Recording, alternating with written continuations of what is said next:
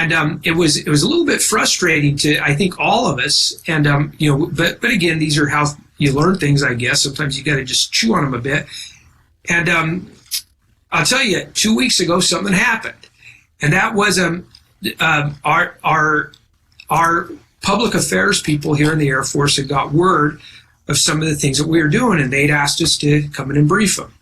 So they came in and we briefed them, and at the end of that brief, I think we all were sitting around and we realized that really, again, we had it hadn't resonated in the way that we wanted it to. People really didn't get, the potential of what we were doing. And, there was an epiphany, and I guess the epiphany came from me, actually, this time, which doesn't very often happen with a group of people I work with. They usually get it before I do. But in this case, I realized that we had been focusing on the wrong things in our briefings, the things we've been telling people. We had come in and we had told people, here is a tool, that we call edX. It's all about delivering curriculum. And here's how we use edX to deliver curriculum. And, here's how we use and here's a 3D world, and here's some of the things we're doing in a 3D world. And so we showed them all these tools that we had, but we didn't ever give them the why. Why are we doing this? And we tried to explain, but we just weren't doing it well.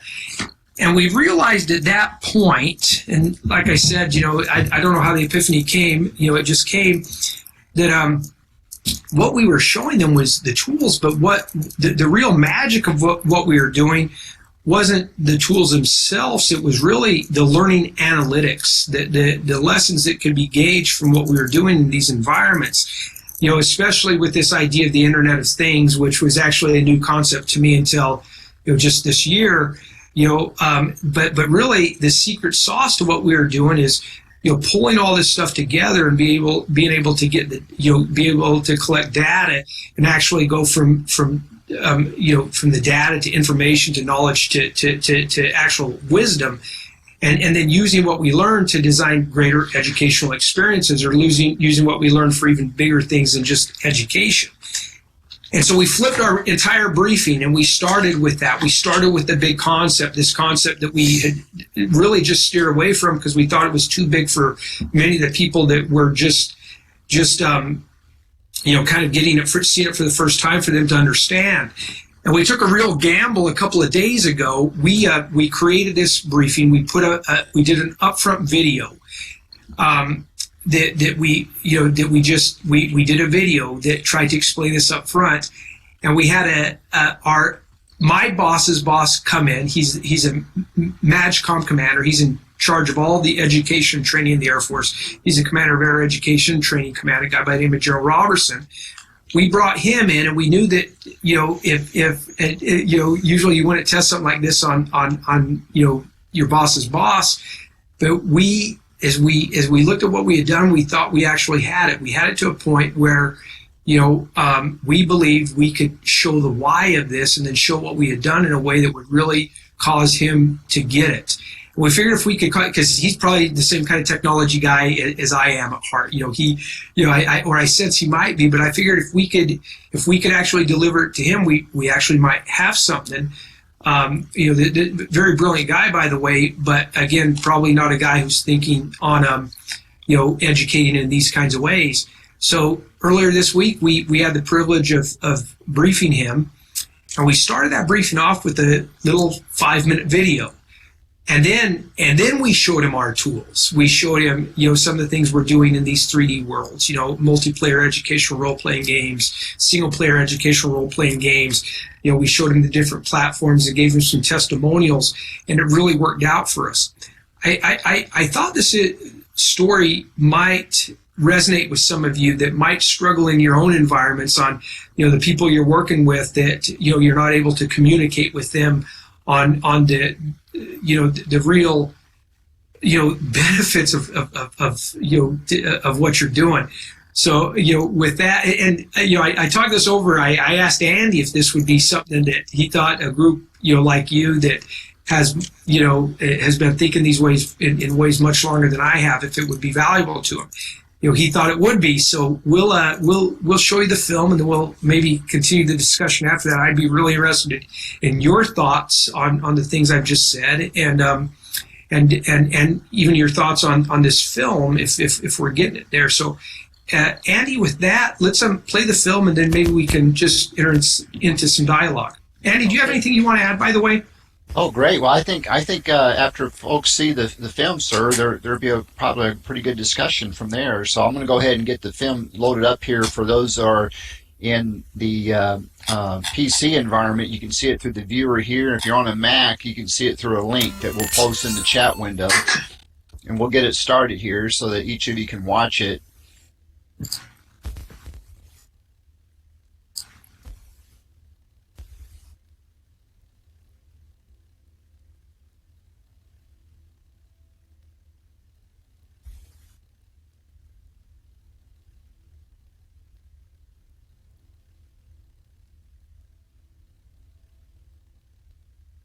Okay, it's starting up now.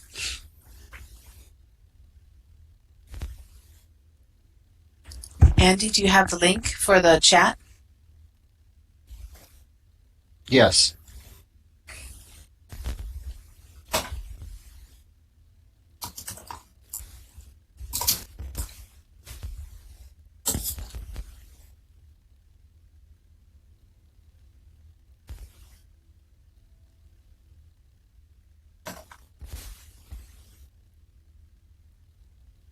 So you should be able to click on the link there too and see it pop up in a window to watch the video.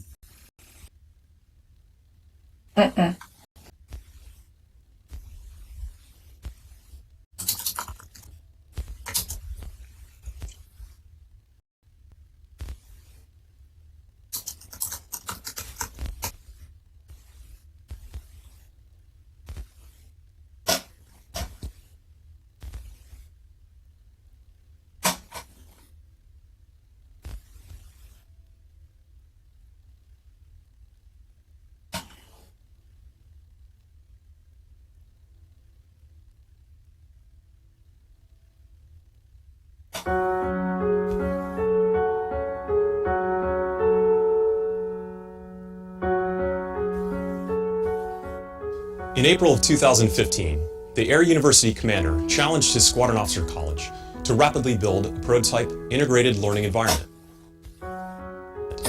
The Air University commander envisioned a learning environment that would incorporate the best of traditional education models, but also leverage cutting-edge technology to create a new, non-traditional education environment.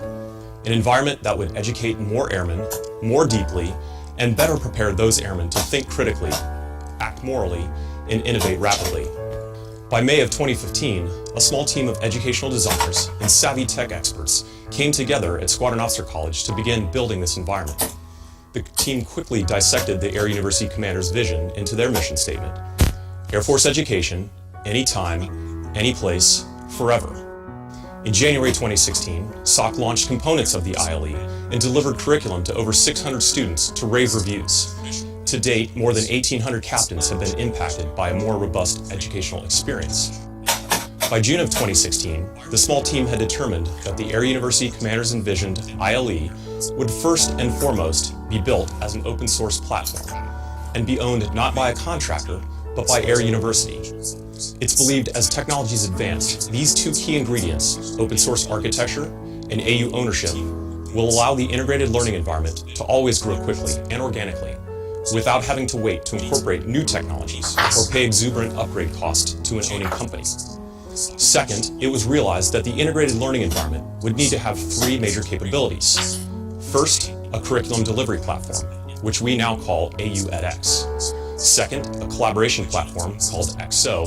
And third, a virtual world capability, where when appropriate, experiential learning can take place in 2D or 3D virtual environments. All three of these capabilities now exist and have been used in the Squadron Officer School curriculum since January of 2016. However, the most important part of the integrated learning environment, the secret sauce, if you will, is not these three capabilities. The secret sauce is actually what we call the Internet of Things and Learning Analytics. The Internet of Things and Learning Analytics are the connective tissues that bind the integrated learning environment together. In short, the central nervous system of the integrated learning environment.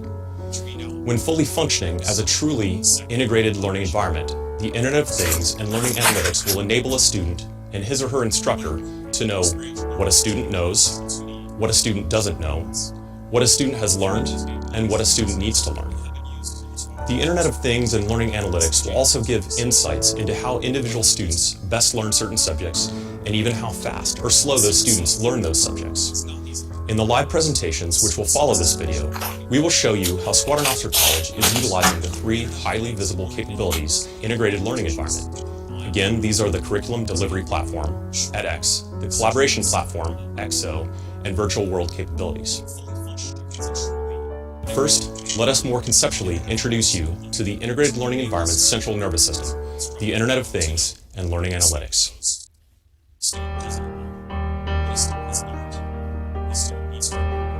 Over the past century, but accelerating over the past couple of decades, we've seen the emergence of a kind of global data field.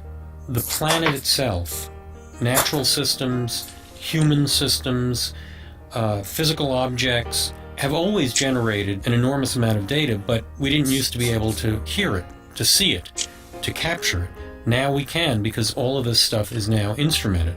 And it's all interconnected, so we can actually have access to it. So, in effect, the planet has grown a central nervous system. So there's about 1 billion people using the internet at the moment, and that's set to grow to probably 2 billion in the next couple of years. And we think that's quite a lot, but over the last 10 years I've been looking at devices being linked up together using networks, so little sensors on things, these temperature sensors and traffic sensors and flow rate of water and how much electricity, all transmitting data. It won't be long, and it may even have happened already, that there's more things on the internet than there are people on the internet. That's really what we mean by the Internet of Things. Then you get this sea of data that you just drown in, literally. And there's this triangle that's been quite well documented called the DIKW triangle. That's data, information, knowledge, and the tip at the top is wisdom. The D at the bottom is a sea of data, and when we get this data back home and start doing stuff with it, we apply intelligence to it and transform up that stack. So we go from data into information, information into knowledge, and then glean some wisdom from that. And that's really what the analytics part of our Smarter Planet story is all about.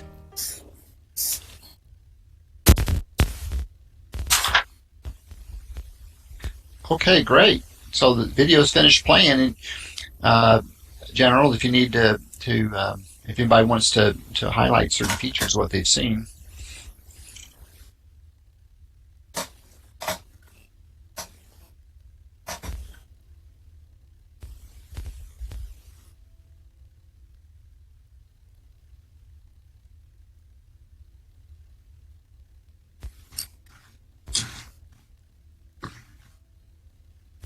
Yeah, Andy. Thanks for that.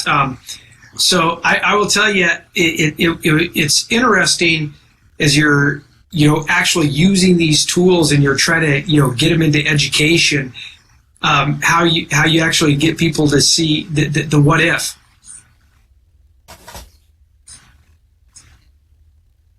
Oh, wow, 30-second delay.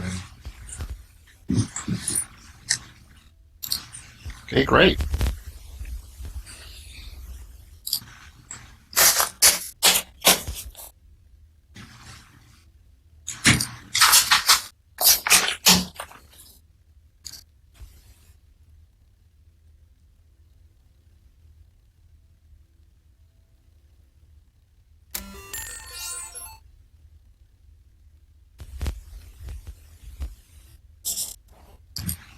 Hey, I apologize for that. We had a delay. We were still going through the YouTube feed there.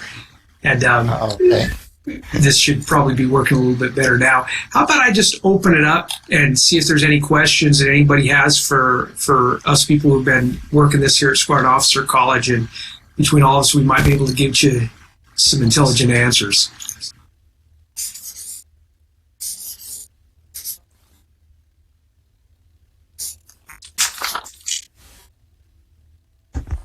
General Goodfellow, what do you mean by an integrated learning environment? I mean, you mentioned games and you mentioned the data, but what are you doing with it?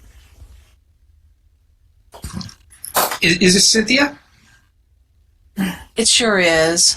Yeah, Cynthia. So let me, I don't know if you're asking because you actually want to know, or kind of for some other members of the group, but I'll tell you the way I look at it. What I want to, so we have all of these different capabilities, mainly these three capabilities we talked about, and I think that's most everything we would need, in education that isn't just somebody standing live in the classroom talking, or some activity that's being done, with actual human interaction. And so, beyond the traditional education, what we want to be able to do is we want people to be able to, wherever they are, that they can go in and they can be reading curriculum or watching a video that's on edX, or reading our curriculum that we put on edX. And they can just as quickly transfer from that environment, regardless of their location. They can transfer into, say, a 3D world, and meet up with people who are reading the same kinds of things and have discussions. And they're not waiting for the schedule to happen. Groups can just naturally form. It's integrated. It's transparent.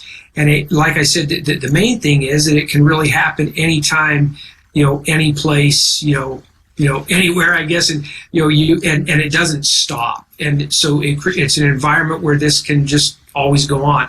Cynthia, did that answer what you're looking for? Yes, it did. Thank you. Any other questions? Andy, I bet you have some thoughts on that are smarter than mine. No way, sir.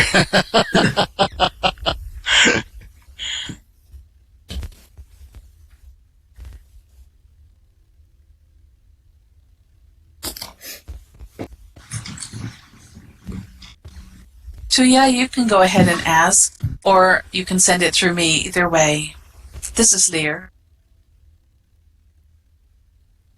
So Tuya, if you have a question, go right ahead.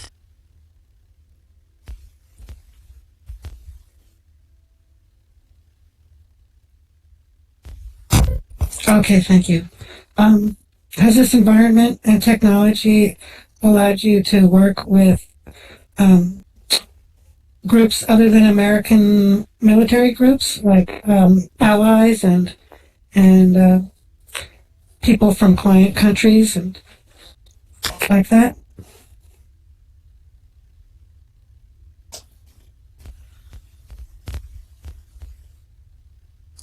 While General Goodfellow is responding to that, Tuya, I'll step in for just a moment. And many of you know that I'm from Colorado Technical University, and I work with lots of different groups. What's wonderful about Air University and Squadron Officer College is they welcome people from all walks of life to collaborate. Yeah, and I will tell you, my thought is that as this thing gains traction, we'll use it with all kinds of allies. We'll use it with all kinds of different people. Now, there's an interesting thing that happens at Squadron Officer College is for about half of our classes every year, we have officers from foreign countries. So I believe in the last class, for instance, we had 32 international officers from 14 different countries that came to our school, and we taught them. And in fact, just because they're here, they're actually in these environments working. Now, ideally, we would hope that those people, one of the things I really like is the connections that start here don't have to die here. So I'll share with you, I always tease that there might be a great myth at Squadron Officer College when somebody will say, hey, what's the greatest thing you get at Squadron Officer College? In the past, and we've been saying it since I came here myself as a student 20 years ago, that we develop all these connections, with the people that, are in our seminars and our flights with us. Well, typically you only have like 14 officers in a flight. And what's interesting is, so I came here 20 years ago, and of the 14 people that are in my flight, and I'm pretty much a people person, but of those 14 people that were in my flight, me and 13 others, I keep in contact with exactly 0 of them today. And as I've talked to my peers, people along the way, and even to the people that are going through today, I think this is largely the case. We talk about the value of that all the time, but when they leave here, it often, I think, goes away. So, for instance, in our collaboration environment, I have a dream, and I think it will actually come to light. In fact, we've used this with some of our think tank groups, that we bring people from across the organization together to do some thinking on a hard question, and they've used some of our collaboration tools. And so we know already that some of those groups that formed up that weren't in their flights together are still collaborating on different, on different questions now, even after they've left SOS. My hope would be that, you would end up being able to collaborate and keep these relationships going, in these environments, after you leave. Wouldn't it be neat? I look at what's going on here today. I think how cool it would be if, 6 months after somebody left Squadron Officer College, that they invited people that they had met, back into an environment like this to have a discussion on some big question that they have discovered interests them all because they've been talking about it, via social media or in different environments, and they all get together and talk just like we are, and that would go on all the time. And I guess that's what I mean by the forever. Just some quick thoughts I have on the question asked.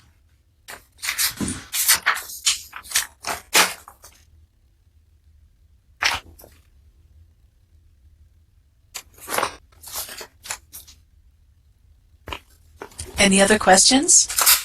I guess I have a question for anybody in the group that might have some thoughts.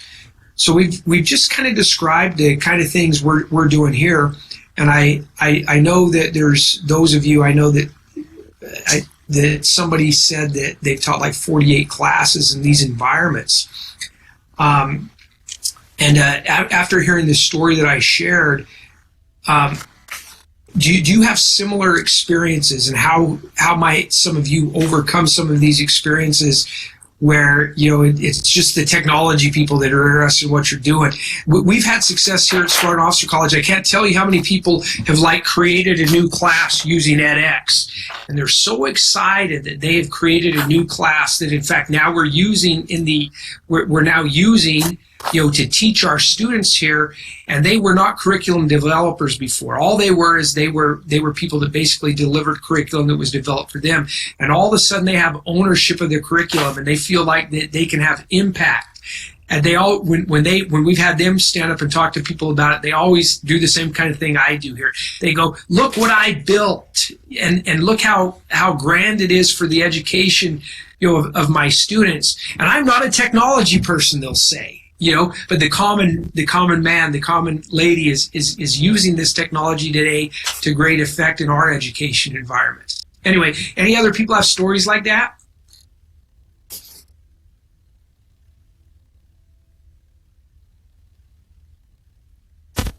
I thought it might be interesting if you shared your experience at one of the events where you were standing up as an avatar. Dr. Nancy Sherman mentioned earlier that this is a new experience for her, and I thought I shared that you had a kind of an interesting effect on you after you'd been here for the first time and were standing, and how you felt the need to move over to where a chair was.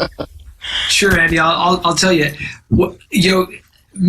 Many times as we've been on this journey, and me being maybe the most novice person on the journey, although the commander tried to lead it a little bit, it's been interesting. But I've had these kind of neat experiences, and one of them that I share when we're talking to people about it is in one of these global learning forums several months ago. Nancy was presenting, and I had just been sitting there, literally standing right next to her, listening to her. And I don't know, 15 or 20 minutes had gone by where she was talking. And, I'm just sitting here in my chair looking at my computer, but I had, I guess, become my avatar, because it went through my mind as, heck, I've been standing here a long time. There's a chair right next to me. And so I went over there with my avatar and I sat down and I said, oh my goodness, what just happened to me? I had literally transferred to the avatar. And even though I've been sitting down in real life the entire time, I had that mental thought as I've been standing here a long time listening, I need to sit down. I'm sure all of you have experienced things like that, but for me, that was kind of a neat moment. It's funny though how the mind adapts to these kinds of environments in such a way that you have a suspension of disbelief.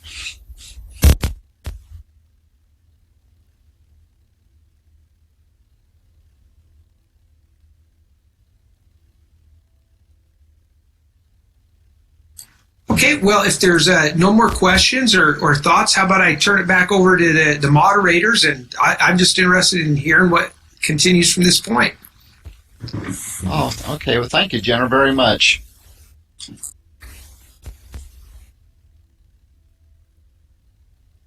What we have coming up is Dr. Art Langer from Columbia University, and he's got a fascinating discussion of the work that has been underway with him and Lee Kneffelkamp there at Columbia. I'm going to just give a little brief introduction to Dr. Langer. He's a person of many talents, so I just wanted to share that because he brings a wealth of different life experiences. But right now, he's an executive director of innovation design and a senior lecturer in technology management and interim program director of the executive master of science in technology management at Columbia University. So that sounds like a pretty big job. But he also serves on the faculty, the Department of Organization and Leadership and the Graduate School of Education, which is known there at Columbia as Teachers College. He's also an elected member of the Executive Committee of the Columbia University Faculty Senate. I can imagine what a job that might be there, as it is with any university. And he's also an author of a recent book, The Strategic IT Best Practices for Managers and Executives. It's a great book. I highly encourage people to check it out. He's also wrote a guide to software development, designing and managing the life cycle, information technology, and organizational learning. That's one of my favorites. Analysis and design of information systems and applied e-commerce and the art of analysis. He's just so broadly published, and you can check out these publications of his on the internet. He's also published numerous articles and papers related to service learning for undeserved populations. He's written on IT organizational integration, mentoring, and staff development. And as many of you know, there is such an important need to address these populations. He consults also in his spare time with corporations and universities on information technology. He's very sought after to consult on staff development, transformational initiatives, and curriculum development spanning the globe. He's the chairman and founder of Workforce Opportunity Services and a nonprofit venture that provides scholarship and careers to underserved populations around the world. And I tell you, when I've heard Dr. Langer share the work in that direction, I'm just very inspired for the lives that he has touched and will continue to touch in the future. It's with great honor for us to introduce Dr. Langer.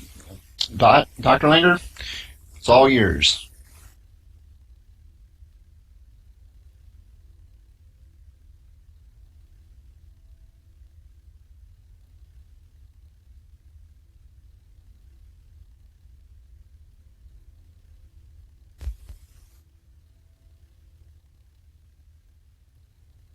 That's locked. Hello? Can you hear me? Yeah. Okay, we got it done. Sorry, I was getting nervous there. This technology stuff will get you every time. Well, thank you, Andy, for that great introduction, and I'm really excited, as always, to be engaged with Air University and all of the people and all of the guests that we have today. And one of the things that I want to talk about today is the work that myself and Lee Kneffelkamp have done over the last 15 years in really taking on the issue of technology maturity, and we've seen this grow in importance, particularly over the last 5 years. And a part of our discussion today is really on selfhood ethics and literacy development. And and really what this is about is how do we know as educators whether or not the people that we are developing across various levels understand how to work in a virtual world. It's as simple as if I were to be giving a speech in front of a class versus giving it over the internet? And at what point, what is the maturities of that? What is, how do we deal with communicating with people? If you look at a lot of our young people today, they will tend to text people all the time. But sometimes walking over and talking to somebody face to face is more effective, and still at other times picking up the phone and calling them. And what we're finding in the research that we have done, which I'll talk about today, is that a lot of the individuals that are going through our educational systems are coming out maybe very advanced in technology, but not necessarily mature in the ways of using it, and in particularly in terms of the ethics and digital literacies, and most important, in terms of the way we see ourselves and the way we come across. So today I'm speaking to you, but I don't see any of you. I sort of have a relationship using this virtual world, but it's not quite the same as it would be if you were sitting in front of me and I was able to see your body language and other types of things. And so the real issue of today's conversation is the technology arc that we developed provides a way of measuring that and determining it across a broad range of different sectors or dimensions, which can complete a person's readiness to really perform in many different aspects in today's very complex world that is changing all the time. And we certainly see how that's affecting the armed forces, how it is affecting professional worlds, education, across the board. So, and certainly feel free to ask any questions as I go through this. We have a deck that I'm going to show, and if Andy, you can, or someone can bring that up, that would be great. Okay, your first visual is showing art. What is the technology arc? Okay. Click when you're ready. Okay, so let's get to the definition of this thing. The technology arc is a method of assessing various digital-related literacies of individuals, particularly digital, ethical, and ethics and selfhood, maturity in both a physical and cyber world. And I think this is the important thing. We're not necessarily talking about how smart I am with using technology. It's also about how mature I am in the balancing of utilizing all of those. Another way, staying away from extremes. It's almost as like I'm asking you to use your computer, take notes, but you can only do it with a computer. So overall, the ARC is a linear development method of measuring that. So if we can go to the next slide, which is titled Technology Arc Highlights. And there's really two major components that we want to look at. One of them is the assessment of the technology competencies of an individual. So the important thing here is that by taking the ARC in the various forms that we can do that, one can understand where they are on that arc in terms of levels of maturity. So it provides an inventory of technology knowledge within the institution or organization that you're part of. And this assessment provides the basis for integrating technology into various performance measurements, both academically and professionally. So what we're beginning to see is that when people struggle in what they do professionally, a lot of it has to do with their inabilities in certain areas of the technology arc to perform within the conditions that they're put in. Secondly, the technology grid defines those stages of cognitive technology development, and this grid represents the intellectual development stages of technology that can be used for evaluating this maturity. So what we're looking at here is a rubric of rows and columns, in which the columns is the level of maturity, and the rows are the various different areas that make up what I would call a mature technology individual. So we can go to the next slide. So there are. What are the outcomes of this? And I'll be able to share as we go through where we have done this and what we have seen. So from an administration or management perspective, we will learn. You can learn about how to evaluate the level of technology literacy, whether it's among your students, your faculty, even the institution, and how to design innovative programs that can assist in student learning. And again, it's not just about the student learning based on cognitive outcomes, but producing a person that is ready to walk out in society and being able to perform, whether that's inside of a corporation or otherwise. And then for faculty members, it's to become more knowledgeable about their own literacy and how to incorporate technology in their own curricula, and understand how to create different learning environments for the people that we are managing or teaching or otherwise. Because as we all know, it's a complex issue.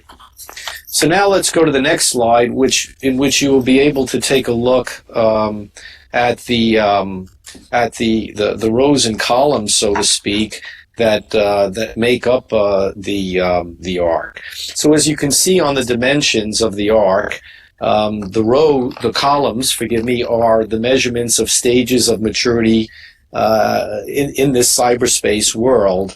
And I'll explain each one of those: functional and perceptual knowledge, and multitasking, and synthetic awareness, and competence, and multidimensional stuff. The theory behind this is very much on linear development theory. That started with Piaget and went on with people like Keegan and Perry and Kohlberg. And then there are what we call the literacy dimension variables. So what we're going to be measuring is maturity among 5 different sectors. One of them is just the maturity on how we use technology or digital itself, how we interact with people between the balance of digital and non-digital. Values really is a comparison of how we see ourselves in relation to others, and how the value systems, how people make value, can differ, particularly in a global world. Ethical has a lot to do with the way we use the data and information and the things that we get access to. And eventually the selfhood or reflection is how one sees ourselves in both a physical and a virtual world. So as you're going to see here, we can be more advanced or mature in certain dimensions than in others. So let's go to the next slide where we'll look at each one of those. But before I go on, is everybody okay with this pace? If I don't hear anything, I'll assume I'm doing okay. Sounds great. Great pace. Okay, thank you. So let's now, and you can see on this slide where I'm highlighting each one of the areas of the columns, which is the maturity. So the technology arc stage 1 definition, we call this functional and perceptual knowledge. And that is, I know what I have learned from authoritative sources, and this is sort of that dualistic phase. And to put it into perspective, if you look across each one of those literacy dimension variables, if I were someone who was at the stage of functional and perceptual knowledge and digital literacy, I'd probably use a computer the way I was taught.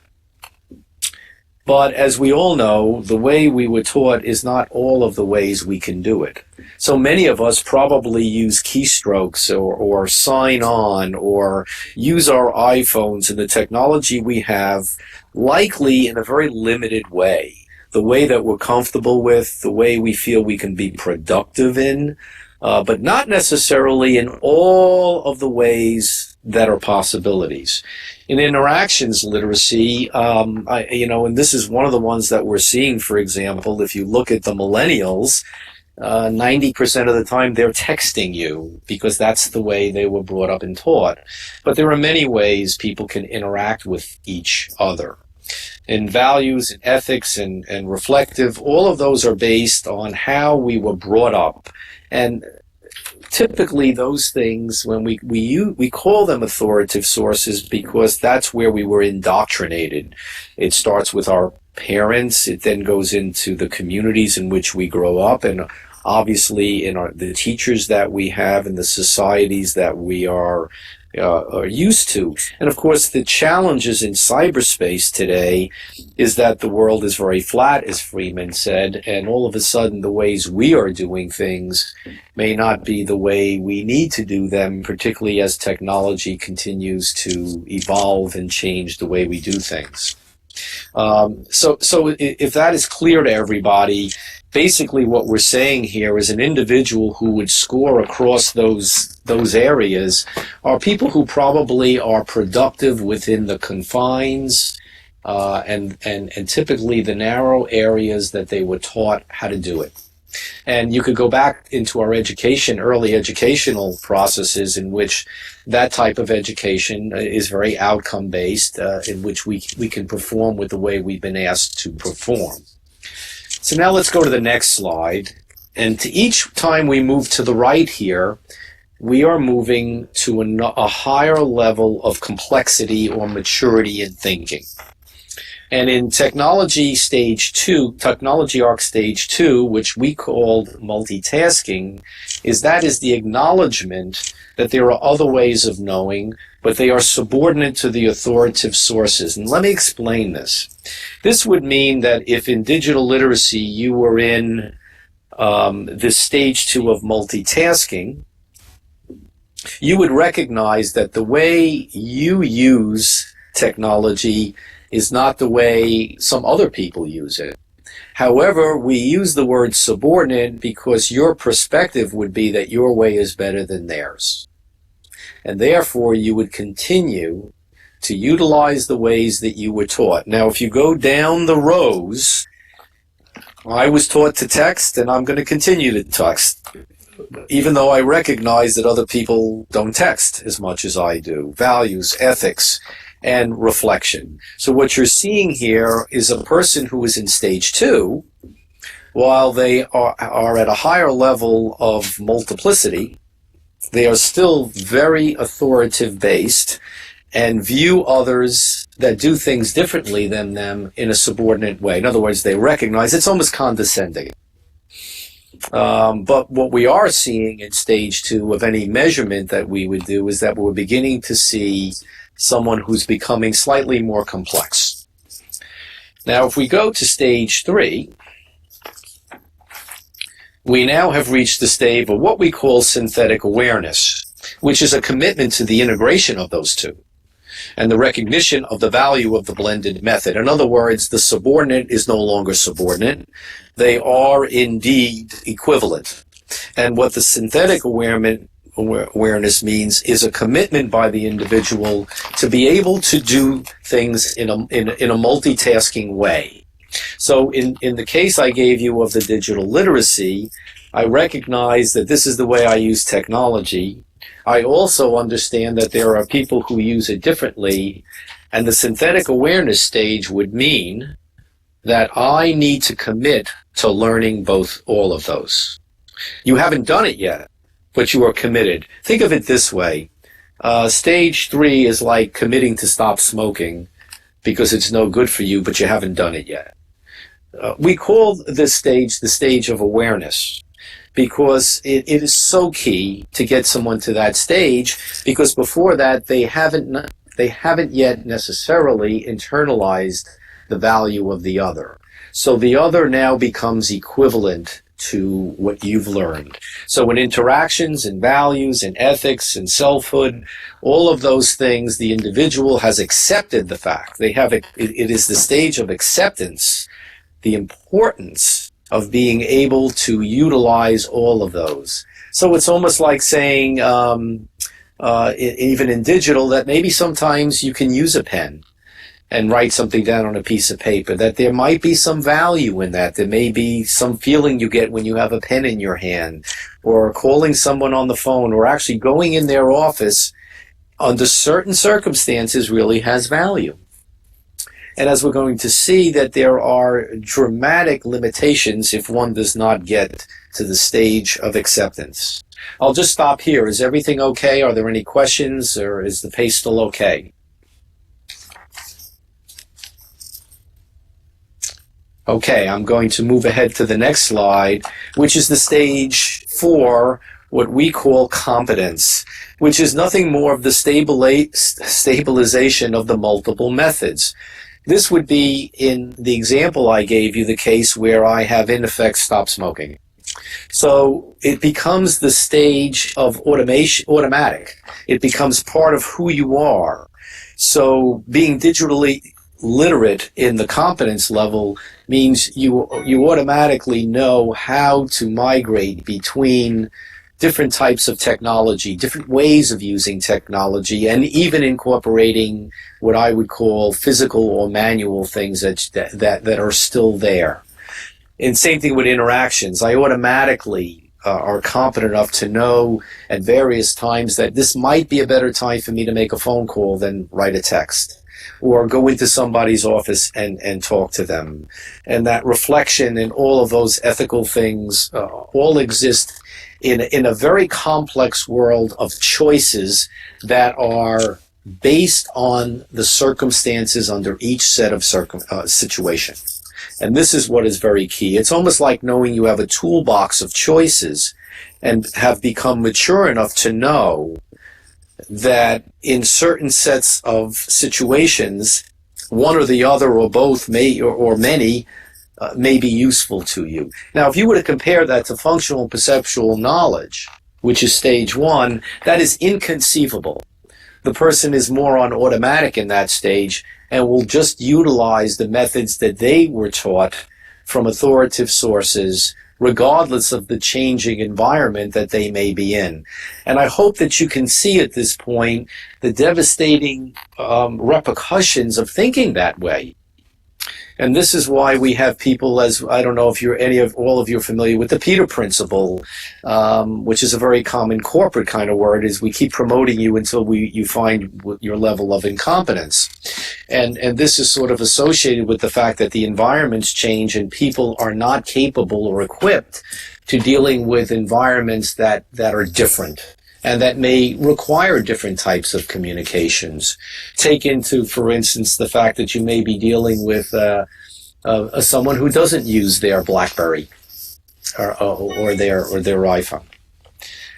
All right, and then finally, this final stage of definition, called multidimensional, and that is the development of integrated abstract ideas on how to use multiple methods. Now, the difference between stage 4 and stage 5, which is very consistent with linear development methods, is the ultimate development of the abstract person.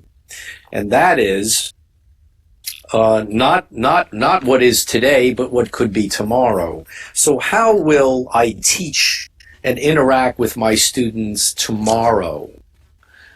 Which is the idea of not what I am today and what are all my choices, but what might be future choices to me and how do I prepare for those? How in a digital literacy community can I think about some of the newer things that are coming, even like what we're doing today? How will that develop in the future? And how might that allow me to create a vision for what education might be like in the future as opposed to reacting to what is currently there? And there are other words we use for this abstract world. Some are called autonomy, and in the very basic terms, many of us would say that this is a precursor for leadership, right? If you were to ask people the definitions of leadership, of course that's a complex term, but some of the common words that people use are vision, autonomy, creativity. Well, what the ARC is really doing is disclosing to the person that takes it whether or not they're really in a position to be able to do that or not across a myriad of what we think are 5 crucial dimensions. All right, we can go to the next stage now. I hope the next slide. And I hope that you're following this, because now what we want to do is switch from the columns and go to the rows and fully explain what we mean by each one of these literacies and why they may be so important. So if we go to the next slide, let's look at what I called digital literacy, or sometimes is called information and computer literacy, which is nothing more than the person's cognitive skills with using the digital technologies themselves. Another way of saying this is that in today's world, someone has to have a competency level with using technology, digital technologies, in the same way they had to have the same competencies in reading and writing and math. It's now become a basic skill that everyone should have. But one of the things we see is that many people coming out of college and other areas have very limited ideas of what that literacy is. There is a literacy of competence, but then there's the component of the creativity. So can I walk into an organization, whatever that organization is, and can I think about ways in which the technology is being used that could be a vision of what it could be in the future? And for a business, that would be competitive advantage. For the military, is its ways in which our enemies may be thinking of ways on how to disrupt us. And of course, we've seen that, right? I mean, that's happening right now with the internet. So the digital literacy says, I might be able to teach people technical things, but am I teaching them the creative, and am I teaching them ways in which they understand the various new things that are going on?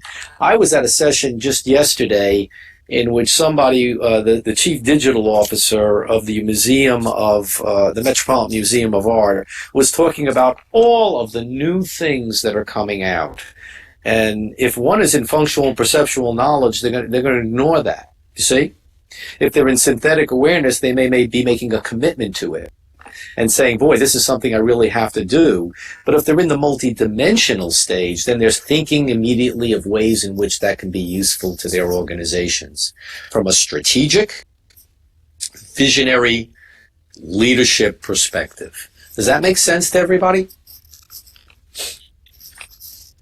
We can go to the next slide. You see, one of the things I'm challenged with is I don't see your faces, and I don't necessarily see how you're responding to all of these things we're talking about. And this is a different type of literacy for us to develop. So the next one is interactions literacy, which I think is probably one of two of the most important ones. So interactions literacy relates to how how to cyberspace via the internet and expanded communications using email can influence relationships with others. Now, in a functional and perceptual area, interactions literacy means I don't care who I'm talking to, I'm going to talk to them in a certain way. And again, I use the example of texting people. Synthetic awareness would be the fact that, oh my gosh, there are many ways in which I have to do this. And the multidimensional thing, the question I would ask all of you, what do you think is going to be in a year from now in the way we communicate with people? That requires a certain amount of maturity and complexity in the way people think. They could be very, very smart, but they may not be complex. And we've seen lots of people recently in various areas that display those capabilities. They're smart, but they're not deep. So this is a very important piece of one of our dimensions because it shows up so often and early and is very identifiable to the way people progress and influence others in a leadership model. Let's go to the next slide, which is the values literacy, which is associated with a person's appreciation for an intellectual life, cultural sensitivity of others, and the sensitivity of how others view and use technology. If you're communicating with people who are in a third world country, you can't just sit there and assume that they're going to be have an understanding, be able to respond and work with you and evaluate things in the way you do. It's also values literacy hits upon the cultural aspects. And one of the things we've seen in many organizations is now that the world is getting closer and cultures are communicating on a regular basis and outsourcing of performance teams throughout the world, that the interactions and values together have created all kinds of complexities. And that's because if someone's in functional perceptual knowledge, the values of how they communicate and the ways they communicate and the things they do is embedded in the way they were taught.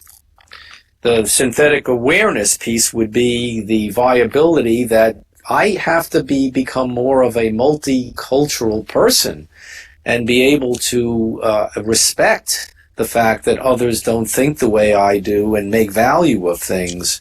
And then, of course, the multidimensional, and I'm skipping across these three examples for us. The multidimensional person would be, what is the world going to look like when it comes to this type of thing in the future? And how do we appreciate the multiplicities of all of these different types of value systems?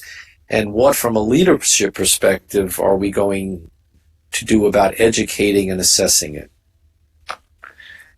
Now, the next slide shows us the row of ethics. And of course, this is my second really big thing, and that's, now we're going to be hitting upon moral development. And the ethical literacy focuses on the formation of the way people develop that. And there's a couple of pieces here, because ethical literacy in cyberspace is the way we seek information, how we evaluate it, and how we determine its ethical and moral basis, as well as its authenticity. And certainly what we're experiencing in today's complex world is we're seeing, certainly recently, in the development of how the internet has been used to persuade people into certain behavior patterns that have been devastating for us to even believe that these are there. And this would show to me certain, some of the extreme religious things that are going on, that many of these people, while they may be very intelligent, are likely in functional and perceptual knowledge in their ethics. And that is, they are sitting there and they are allowing them to be motivated by an authoritative source, okay? And not having the ability, the mature ability, not intelligence necessarily, or cognitive intelligence, to be able to negotiate and say, and reflect upon it and say, maybe I ought to be thinking about what other people are saying before I determine that this is the right thing to do. So in synthetic awareness, it would not be the competency of it, but it would be the determination and commitment that I have to do that. And that would then form a resistance to some of these things that people are doing. And then the multidimensional self would be someone who would think about what the ethics should be as we go forward in the future in cyberspace, and how we will be a society that will utilize this information and data. And indeed, we are in a society right now where we are overwhelmed with what we're either calling big data, all right, and utilizing it for various things that could be very scary. Another thing that falls into this is what we are now calling predictive analytics. And what that may do to the world, it has great power, but it also has great limitations to the willingness to develop people into more complex beings by predetermining at some point in their life whether or not they're going to be successful in the areas that the person who's observing that can determine it. So if I give you a test of some sort and you score in a deviant manner, I may give up on you. I would hope to think that people in multidimensional worlds understand that we can use that same stuff to help people develop. We find that people in low complexity and ethical literacies have a difficult time trying to determine how to use the information that they're getting in cybersecurity. And also may understand that some of the classical things of even reading a book in some ways, that there is value perhaps in reading it continuously instead of contiguously. And I hope that makes sense to you. We can now go to the next slide. And we call this selfhood reflective literacy, in which the perceptions of themselves to their potentials. And that is, how do I see myself When I'm physically in front of people, I can sort of get a sense of how they see me. But in a virtual world, they may see me very differently. And that is a whole new dynamic when one is doing the type of thing I'm doing today, or doing an online course, or even doing a video-related type of lecture in which people won't see it at a much later time. There's a difference with the way people reflect upon themselves and others when they see them physically versus when they don't see them at all. And how do we then, look at someone's voice posture or their language and what we perceive that they may or may not look like? Now we may be able to see them, and as technology gets better and better, these innovative ways in which we are doing this type of presentation today, that maybe I would be able to see you. And I would have advanced technologies to understand how you're reacting or your body language or all the other things that I may have previously been taught are the ways for me to reflect upon myself and my own selfhood, when in a virtual world, it's just simply more complex. Now, one of the things that we see when we have people in functional and perceptual knowledge, or even in multitasking, remember that is still in a subordinate role to the other, that people will shy away from even wanting to do it. So these are the people who may not want to teach in a virtual world, who may want to say to somebody, this course cannot be taught that way. I've been teaching it for 20 years, and I need to have people physically in my classroom. Now, we're not saying that some of that may have validity. It is the complexity of how we deal with that issue before we make that decision. Those that are in functional and perceptual knowledge, it will not be a negotiation, I will tell you that, because they will go back to the authoritative levels of how they view things. Let me again stop here if there are any questions.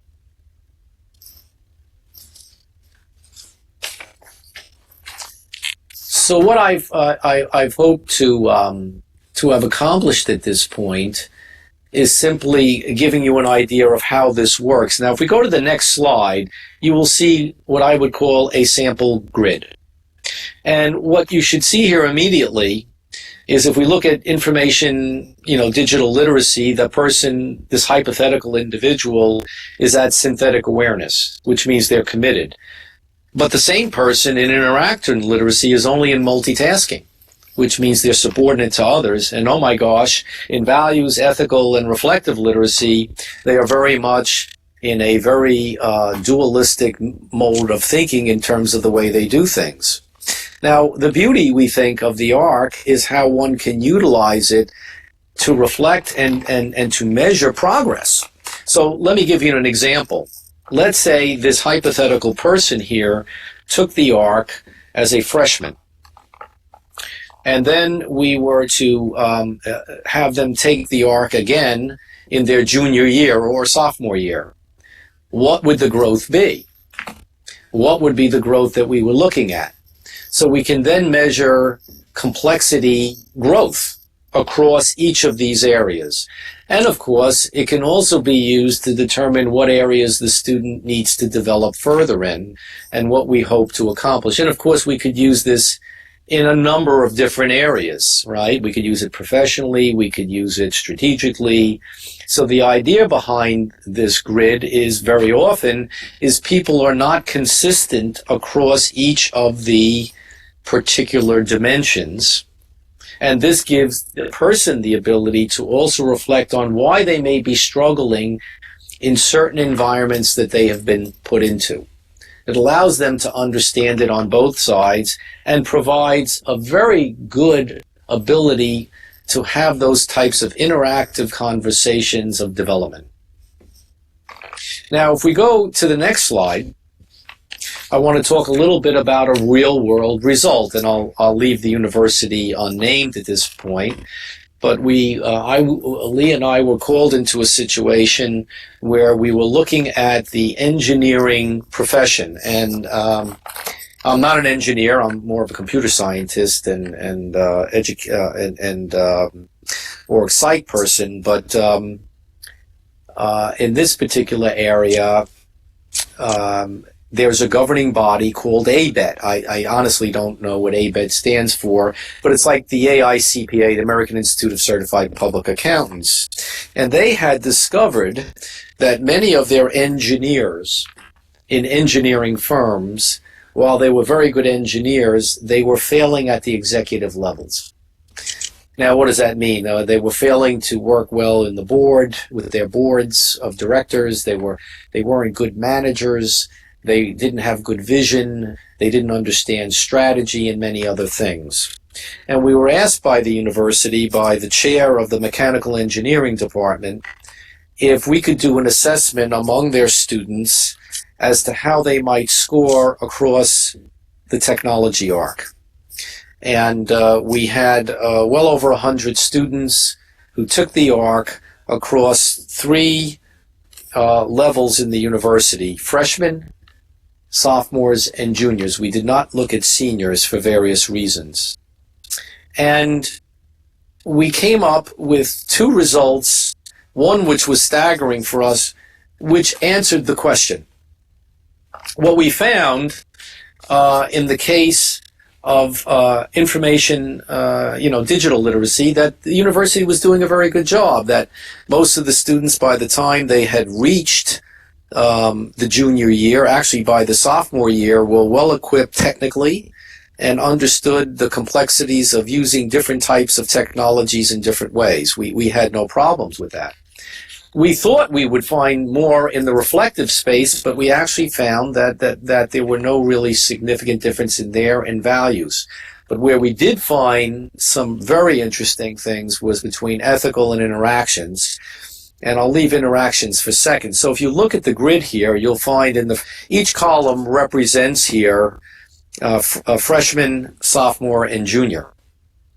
And you'll notice that in ethical literacies, the students seem to become much more mature, or a little bit more mature in the sophomore year, but then took this dramatic nosedive in the junior year. And what we found there was that as they became more computer literate or digital literate, they began to become more haphazard in their use of technology.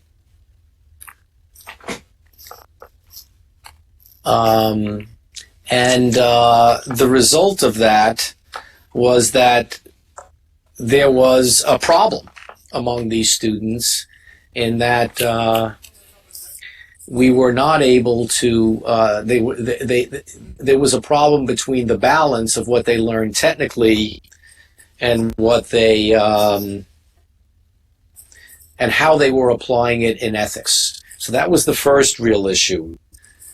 The second one, which was even more important to us, is we noticed that, look what happens with interactions literacy. In each of the successive terms, we find that there is a decrease in the complexity of the way people interact. And by the time they get into their junior year, they became more dualistic.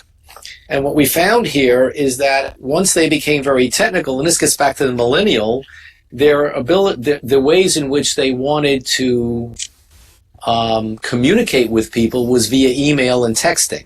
So what do you think happens when you get promoted into the executive ranks and you use that same method to communicate with executives and people who report to you? So you could see here that we were able to uncover using this, all right, by showing the problem with the performance. Now, the result here was very simple. It was curricular reform, right? So what they started to implement at this university was more concentration in the later upper class people to focus more on more human, physical connections and interactions. So I notice here that we have some questions. Did this occur post internship?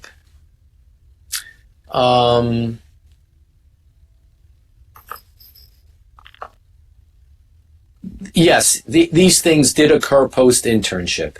This is when these individuals were promoted, eventually went through the system, and eventually became managers. I hope I'm answering the question.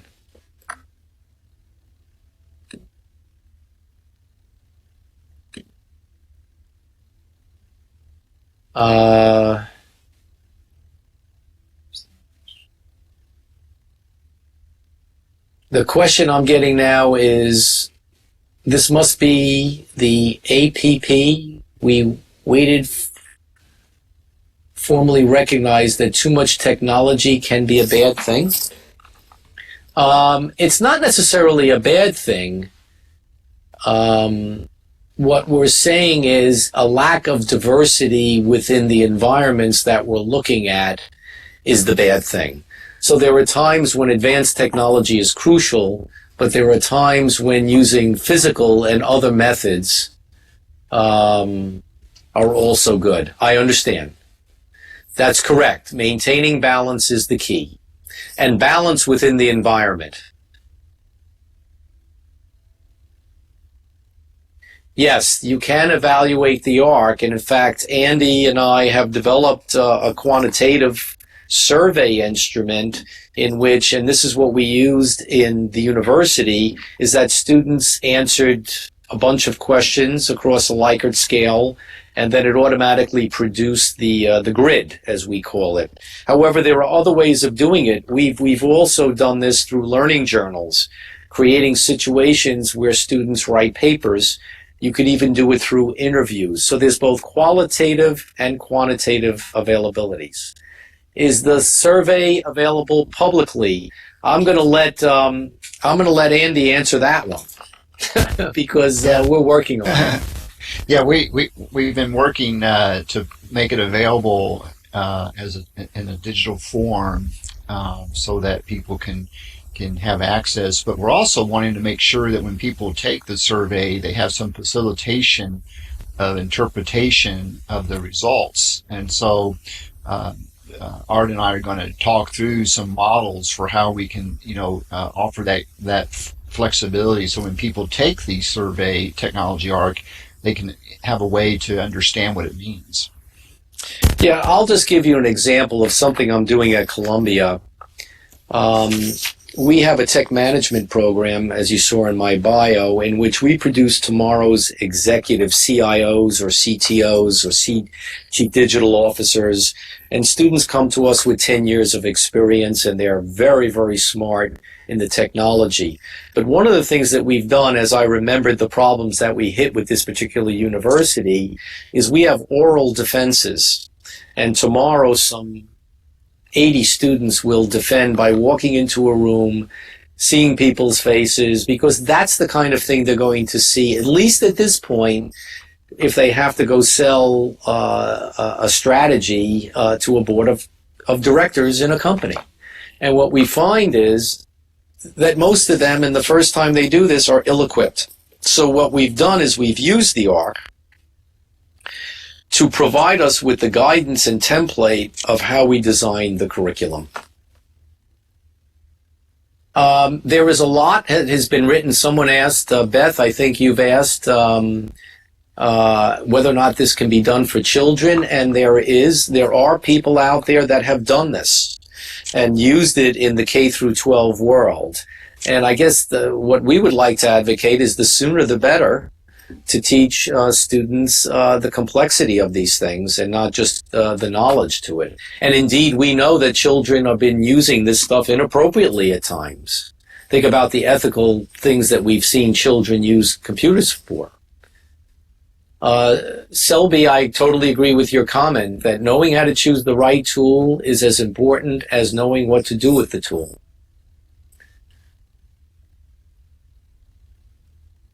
Yeah, I think that there are a lot of people that are doing this. The question is, we teach it, but do we actually systemize it?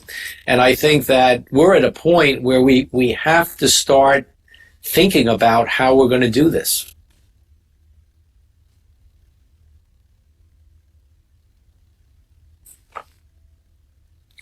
So I am, in accordance, I think, 5 minutes over my time allotment.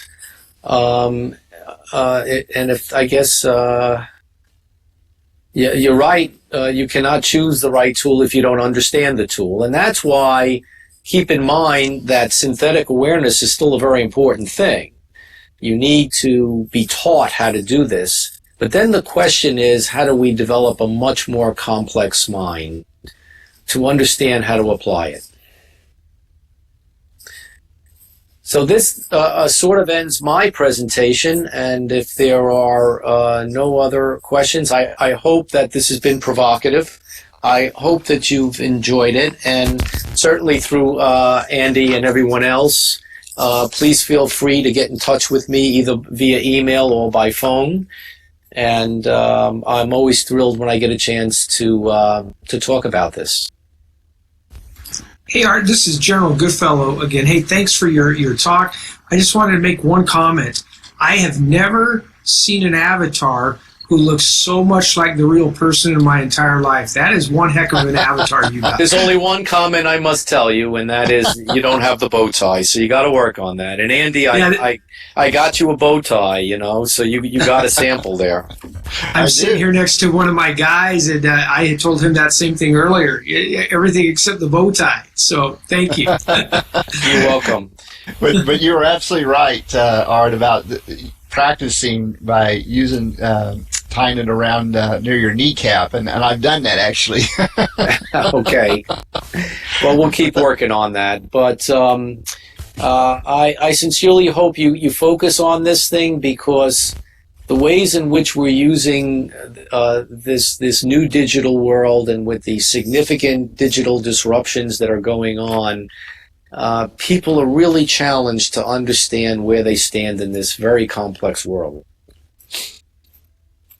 Well, thank you so much for taking time out of your very, very busy schedule to be here today, Art, and share the wonderful work and efforts there that you're involved with at Columbia. We appreciate it. It gives us a way to really kind of be reflective about how we can reach out with our students and engage them. We're also so very grateful for the opportunities that you've helped launch between Air University and Columbia University with the certificate program. We appreciate that very much. Well, we're looking forward to the collaborations and would love to work with any of the people involved with this. This is part of my work, and I think everybody's work, and so looking forward to it. Thank you. Well, we have our next speaker has been working with Dr. Jeremy Bailison, and he's Dr. Andrew Raj, and he's a research associate professor and a member of the Synthetic Reality Lab at the University of Central Florida's Institute for Simulation Training. Those are fantastic folks. We've been out there and visited with them in the past, and it's just really a treat to have someone from that simulation and training center to be here today with us. He is a specialist in human-computer interactions, and he's got a very diverse set of interests, including virtual reality, avatars, immersive analytics, which sounds very intriguing, pervasive technology, and applications to healthcare and training. He's been an active researcher in these areas for close to 12 years, and from 2004 to 2009, he has studied virtual humans for medical interview training and developed data-driven immersive actor action review tools for both trainees and instructors. And I can tell you that from the military application side, that sounds absolutely intriguing. From 2009 to 2010, he's been a postdoc at the University of Memphis and led the FieldStream framework, a mobile software platform that generates real-time inferences for behavior and stress from smartphone and wearable sensors. And that's so timely. That is absolutely timely work. Prior to joining University of Central Florida, he was an assistant professor in electrical engineering at the University of South Florida, where he's led the Powerful Interactive Experiences Lab. And I don't know if many of you know about the Pi Lab, but it is internationally renowned in the work that it does. And among other things, the Pi Lab has studied pervasive avatars for behavioral change and just-in-time adaptive interventions and simulations for vocational training of people with developmental disabilities.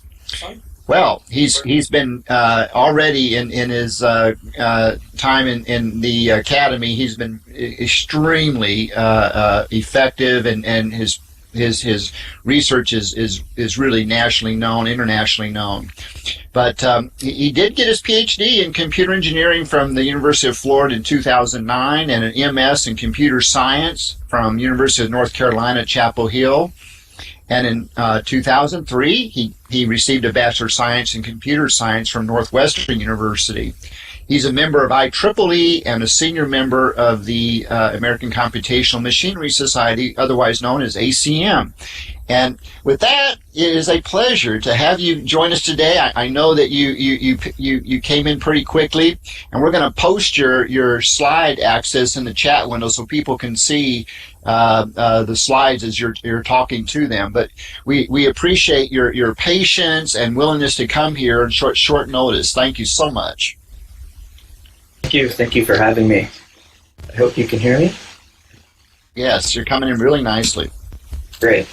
And I've just posted the slide link for people to see your slides in the chat. Hopefully I can figure out how to turn my eyes to look at my slides. And you may want to hit your stand-up button too. There you go. And you can just stand there. That should work just fine. Okay. Let's see here. So thank you, first of all, for that introduction. That was very kind. I woke up this morning and I had no idea I would be doing this. And then I got an email from Jeremy, who's a great colleague and friend, and he said that they were looking for somebody to fill in for him, and so here I am. I hope that in the process of going through some of my work, it doesn't come across as too scattered and crazy. But I think perhaps maybe my research has been scattered and crazy. Excuse me. So maybe that's just a normal part of the game. Let me see if I can. Trying to move the slides with the. I see the previous slides right now. I don't know.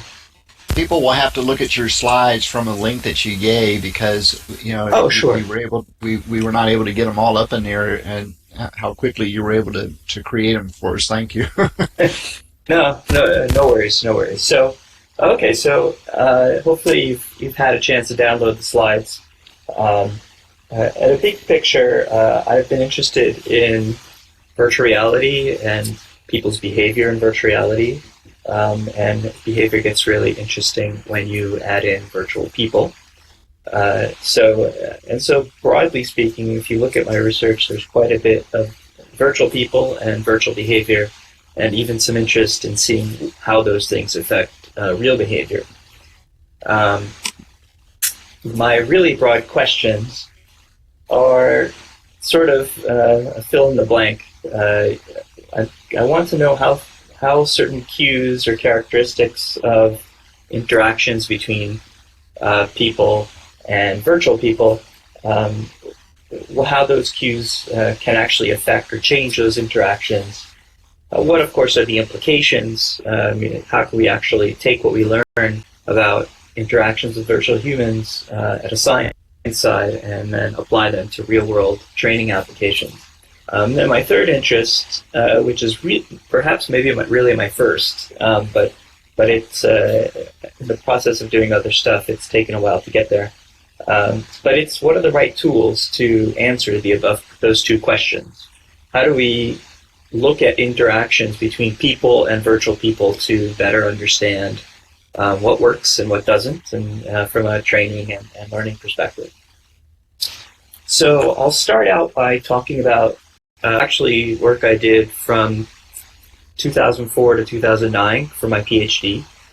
So it's a bit old, but it really informs, I think, much of the work I've done to date. So back then, I was fortunate enough to work with Dr. Benjamin Locke at the University of Florida. He had a great system together, him and other students, Kyle Johnson, Aaron Petranza and other folks, we were able to build some nice systems for simulating interactions between real people, between medical professionals and virtual patients, virtual humans that are playing the role of a patient. And it was essentially a way for people to talk naturally with speech and go through the process of interviewing a patient. And there's some pictures in the slides. The part of this that I thought was most interesting was that the same technologies that we were using to sort of be the inputs into the system, the tracking systems that we were using, the microphone we were using so that people could talk to the virtual character, these were data sources. These weren't just inputs to the system, but they actually described people's behavior with the virtual characters. And so my dissertation really focused on how you can take that information, perhaps even augment it with other sensors that have nothing to do with the interaction, and learn something from them. And so I like to think of it as a three-stage process. You capture the data, the interaction signals, the way people behave. You process and filter them, and ultimately you develop some interesting interactive visualizations that allow us to learn more about how people behave in these interactions. So on my next slide, I sort of have, this is slide 6, if you're following along. There's several pictures there, and that sort of overviews the two kinds of visualizations that we used. Two things that we did to the data to get it to present it back to people. So one was to take the data and just generate visualizations. What I mean by visualization, I mean interactive graphics that says something about what people are doing when they talk to the virtual character. And then the second piece was allowing people to relive the interaction from the patient's perspective, right? So the wonderful thing about virtual reality is I can move the camera anywhere I want, as where some of us are experiencing here right now. And so in the same sense, we can take the virtual camera and move it to where the patient was, and then allow the medical student to watch what they look like from the patient's perspective. So each of these things were very intriguing to me. On the next slide, you see a couple examples of those types of visualizations. This is slide 7. In this one, we're using head tracking data, just head tracking data, not eye tracking data, to figure out generally where people are looking when they're talking to a virtual character. Are they looking, the sort of the one on the left is an overview, right? It indicates where gaze moved over the entire, say, 8-minute interaction with a virtual character. The one on the right shows a virtual character sitting on a table, and there's a target that is sort of on top of her face, right? And that target represents where the person was looking at the particular moment in time at the bottom, listed just below the picture, time equals 9 minutes, 27 seconds. And so these were at least two ways to look at the data, right? Is to provide the overview and the in-the-moment perspective. On the next slide, I talk about a different aspect of the data. So earlier, in the previous slide, I was really focusing on our nonverbal behavior, gaze behavior. But there's also verbal behavior. And because we had people wearing microphones and they were talking directly to the virtual character, we were using speech recognition to pull out somewhat decent transcripts of what everyone was saying. And that gave us quite a bit of power because it meant that we could go back and take those transcripts, like what you see on the right side of slide 8, and essentially read through what happened to the limits of the accuracy at the time. I mean, I wonder if we did this again today, how much better these transcripts would be. But what you're seeing here is basically a transcript of a medical student talking to a patient who came in who's afraid she has breast cancer. And there are some part of the interaction, the key part of the interaction is sort of being able to express empathy.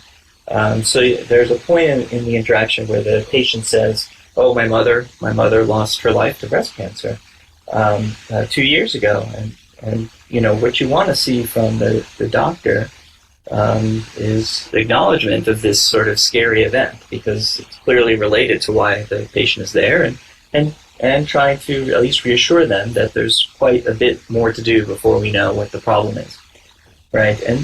And so if you follow the transcript, just reading it from top to bottom, you'll see that it actually takes a little bit of time between when the student says, when the patient says, "I lost my mother to breast cancer," which is about 3 minutes and 10 seconds, to when the student finally comes back and says, "I'm sorry to hear that," which is highlighted at 3 minutes 45 seconds. So that right there is an interesting piece of data that you could pull out potentially from these kinds of transcripts. On top of that, we were able to generate what we call topic flows from these transcripts. What that means is, in these medical interactions, there are certain stages in the interaction. You start by greeting the patient. Then you have what's called the chief complaint, where the patient explains what's wrong. Then history of present illness, how they were, what is going on right now, and so on. And so, and in fact, the blurb from the transcript on the right-hand side comes right from this highlighted area here in the middle on the black graph called topic flow, and that falls under the category family history. I'm talking, so everybody in the virtual world, like if I'm in another room, I can hear you talking to me. When you're not wanting to talk, you just click. So what we have here is we have the topic flow showing when different topics were discussed. We not only can see when people brought things up, perhaps if it was too soon or too late, if they brought them up again, which could be a sign that the student wasn't paying enough attention the first time around, or perhaps wants to be really, really sure that they got it right. And then the other thing that the student can do is actually click on this back on the transcript and watch a video of their behavior at that particular moment in time. So the topic flow gives us a kind of a full picture of the verbal behavior of the interaction. Now on the next slide, we basically took the topic flow and made one for every participant in our study and put them side by side, essentially, or stacked them top to bottom. So the thinking here was it would be very interesting to be able to understand if there are patterns with respect to different groups. Do residents and expert clinicians do differently than students? How do they interact fundamentally differently? So that's a really nice research tool. It's a nice educational piece of information if you're an instructor. And so that was the goal with this one, with this next visualization. And we had other ways of sort of repositioning and sorting and highlighting parts of the data that could be of interest. So for example, what's happening in this is slide 10, we've resorted the data by where the y-axis is the sort of the list of topics that you saw a couple slides ago. And you'll notice that there's a certain area that I've selected in the upper right-hand corner, and then it actually tells me which participants were speaking at that time. And that's useful because they were talking about the history of presentness at the very end of the interview, and perhaps by that point that shouldn't have been something they discussed anymore. That should have been information that the student learned at the beginning. So you can see how taking all this data from these virtual interactions, these interactions with virtual people, processing them in different ways, and then finding and testing creative ways to present them back to people can really give interesting insights, both into behavior in VR and, ideally, behavior outside of VR. So moving on to the next slide, I'm probably going to speed up just a little bit because I want to make sure I get to some of the newer work that I'm doing now. On the next slide is when we really started to look at what the world looks like through the patient's eyes. We were trying to find a way for the medical student to actually practice sort of being the patient to the extent that's possible. And so we built a system where the medical student would talk to the virtual character, have a normal medical interview, we would record everything, and then they would put on a head-mounted display and sit on a table like the virtual character sat on. And I'll zoom forward to say probably the best picture of that is on slide 16. And so what you have here is that the medical student can now watch themselves performing the interview with the patient. There's video of themselves composited into the virtual world, and they're wearing a head-mounted display, so as they turn their head and look down, for example, they'll see the patient's legs, which you can see actually in the previous slide, on slide 15. And so this was a way for medical students to re-experience the whole thing from the patient's perspective. And there were to us, this was a very interesting system, not just because people were being encouraged to see through the eyes of another person, but in particular, this situation involved a medical exam, a breast exam. And there was even a component where we recorded a breast exam that was done on a simulator and then reprojected it into the scene. And so essentially we had a way for the medical student to sort of, at least visually, experience the breast exam virtually. They didn't feel anything, but they saw what was happening to them.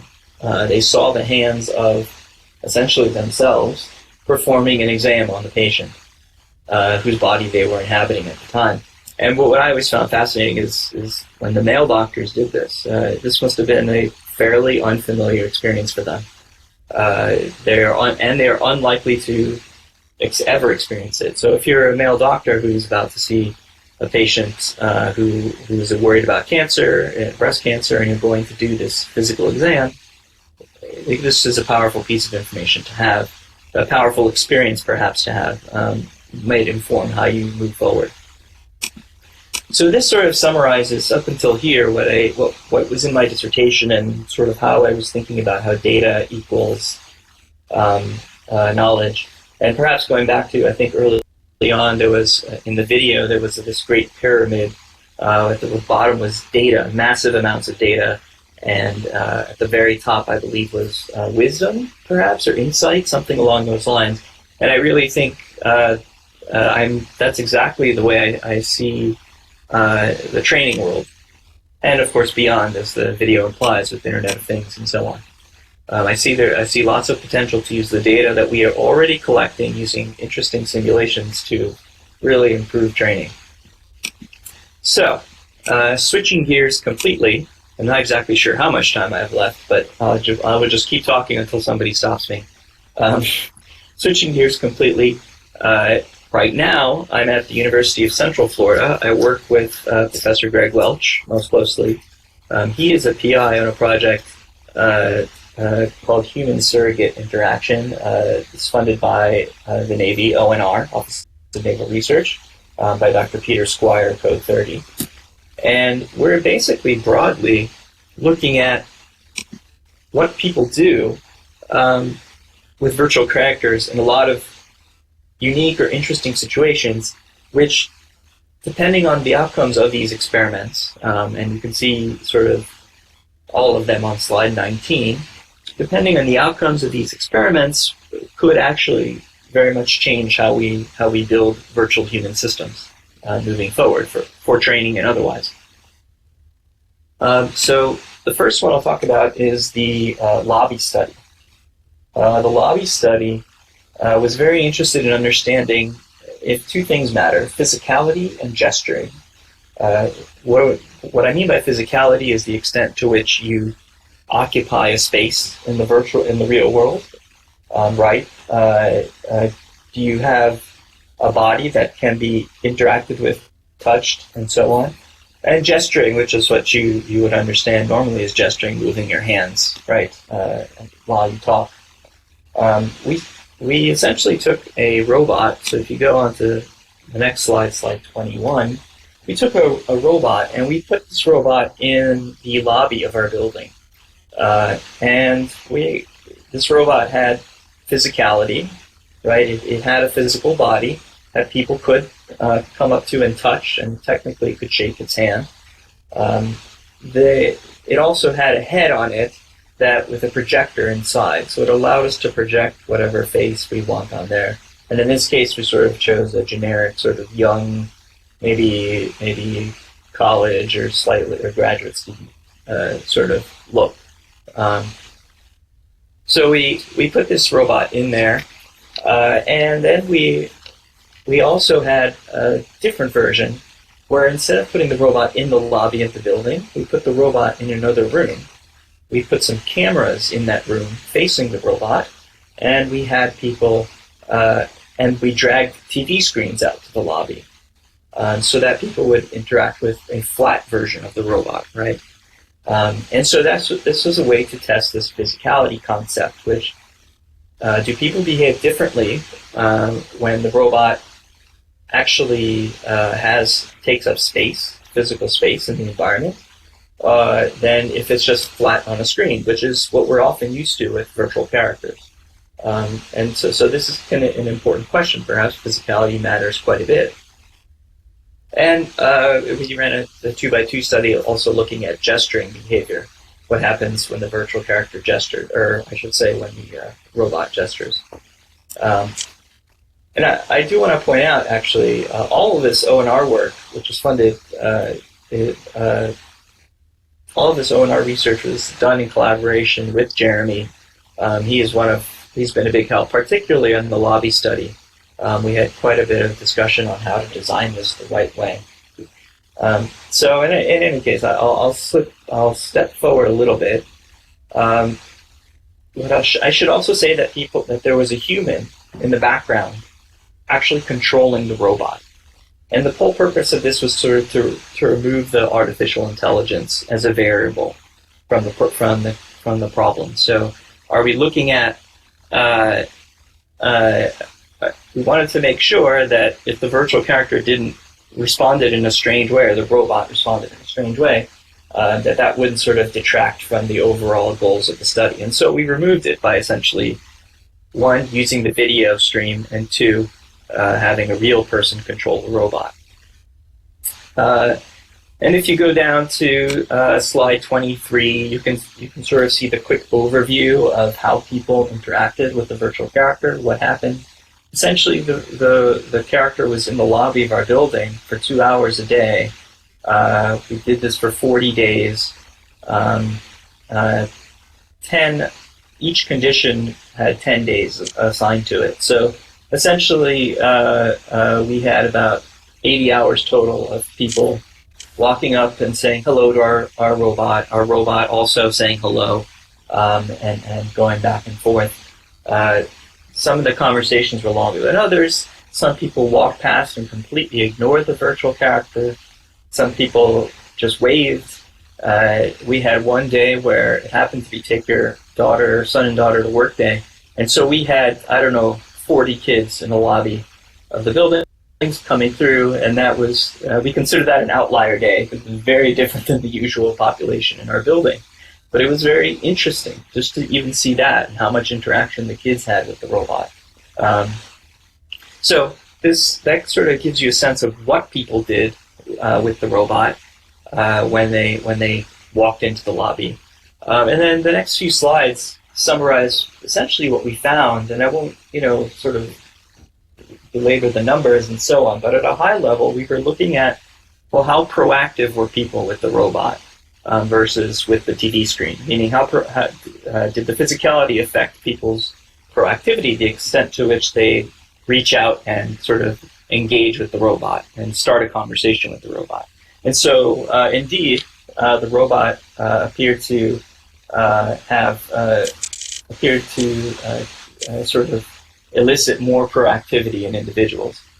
The other interesting result that we found was that people were more reactive to the robot when it was gesturing. What I mean by reactive is if the robot said hello, people were more likely to walk up to the robot and respond and continue the conversation with them if the robot was also doing gestural motions with their hands. And so you might view that as a kind of a realism question, or perhaps could just be that just the motion of the hands gets more attention, and therefore people are more likely to engage purely based on this, what's this, reaction. So I will skip over the rest of these, mostly just because we have 4 or 5 other projects which I'd love to at least mention. But you have the slides, and I'm happy to answer any questions later by email or what have you about them. Now, the next study we did, the next study I'll talk about is what we call the wobbly table experiment. This was published this year, IEEE Virtual Reality 2016. And it's all about what happens when people interact with each other through shared physical virtual objects. So now we're on slide 28, right? And if you see in slide 28, there are several sort of pictures of situations where people are engaged or interacting sort of with the same physical object, and each one's actions in turn affect the other. These are normal things that we see all the time. And so we were curious about how the effects of this ability to interact with a shared physical virtual object would affect the overall sense of what we call social presence, or the extent to which people are willing to buy into the interaction with the virtual human and treat it more seriously. So we had, on the next slide, slide 29, we have a situation, we designed a room where essentially there was a table, and the table, a real wooden table, and it actually, in the middle of the table, we had a screen, a projection screen coming down, sort of cutting off in the middle of the table there, and a virtual character displayed on that screen. But the interesting thing was that we had the table extend into the virtual world, so that it essentially appeared like they were sharing the same table. So this was a key aspect of the interactions. We wanted it to appear like they were sitting together, right? Almost like you're sitting together at a dining room table, right? Or at a restaurant. And in there, the participant would walk in and they would play a game of 20 questions, trying to guess what object the other is thinking of. And we designed it in such a way where it was very constrained. And somebody in the background was essentially clicking buttons, controlling what the virtual character was saying. Things like, is it a shoe? Is it red? Is it a color? Is it, and so on, the kinds of questions you might ask in the game of 20 questions. But the interesting thing that we varied in this experiment, if you go to slide 30, is we actually allowed the table to wobble. This was our sort of way of creating this physical virtual connection through a third object, right? Through a shared object. And so if the participant leaned on the table, it would actually rise on the virtual side because we were using a sensor to measure the angle of the table from the wall, from the screen. Vice versa, if the virtual character leaned on the table on the virtual side, it would rise on the participant side. And so they were both able to sort of communicate indirectly, almost, I don't want to say subconsciously, that's not the right term, but essentially through the table without really, in a way that probably doesn't materially affect the task that they were doing, right, which is playing this game of 20 questions. So I essentially described all of that. What's on the next slide already? What we did find is that people in the wobbly group, people who interacted with a virtual character, and the table was wobbly, essentially exhibited higher social presence and more presence or sense of being in the same environment with her, and also overall had a more positive perception of virtual human. This is based on some standard survey measures that have been used in our study and other studies in the VR world on social presence and so on. The study led to many follow-up questions, which slide 32 starts to touch on. Questions like, well, was it the fact that the virtual human was aware that the table showed awareness of the moving table? Was it that there was a haptic sensation, a touch, a haptic sensation communicated through the table, and so on? What are the pieces that really matter to create this increased effect? And so you could imagine, in theory, we could develop scenarios where having this kind of shared physical virtual object could actually be a strength, a way to strengthen an interaction between a real and virtual character, if we can truly understand which are the pieces that mattered here. And we're planning follow-up studies. There's one sort of shown at the bottom of slide 32. I won't get into that. So let's see, where am I? Okay, well, I'll just keep talking until literally I have no time in front of me. So 5 minutes, and then we'll introduce our last one since our time is getting short, but fascinating. Sure, no worries. Plenty to fill 5 minutes with. I'll mark the clock. I'll look at the clock as I go. But so moving on to the next experiment on slide 33. This one turned out to be much more inconclusive, and we're really revisiting this one completely. But it's also a very important question, which is, in an interaction between a real person and a virtual person, what is the importance of the things that are happening around in the environment, around the interaction, so both in the virtual side of the environment and the real side of the environment, and how much awareness should the virtual character exhibit towards these things? If the virtual character, if somebody walks in a door right behind you as you're talking to the virtual character, and the virtual character completely ignores it and keeps talking to you as if nothing's happening, that's pretty unrealistic. And so the question at a high level is, does that matter? And how does that matter eventually, we'd like to know if that matters from a training effectiveness perspective.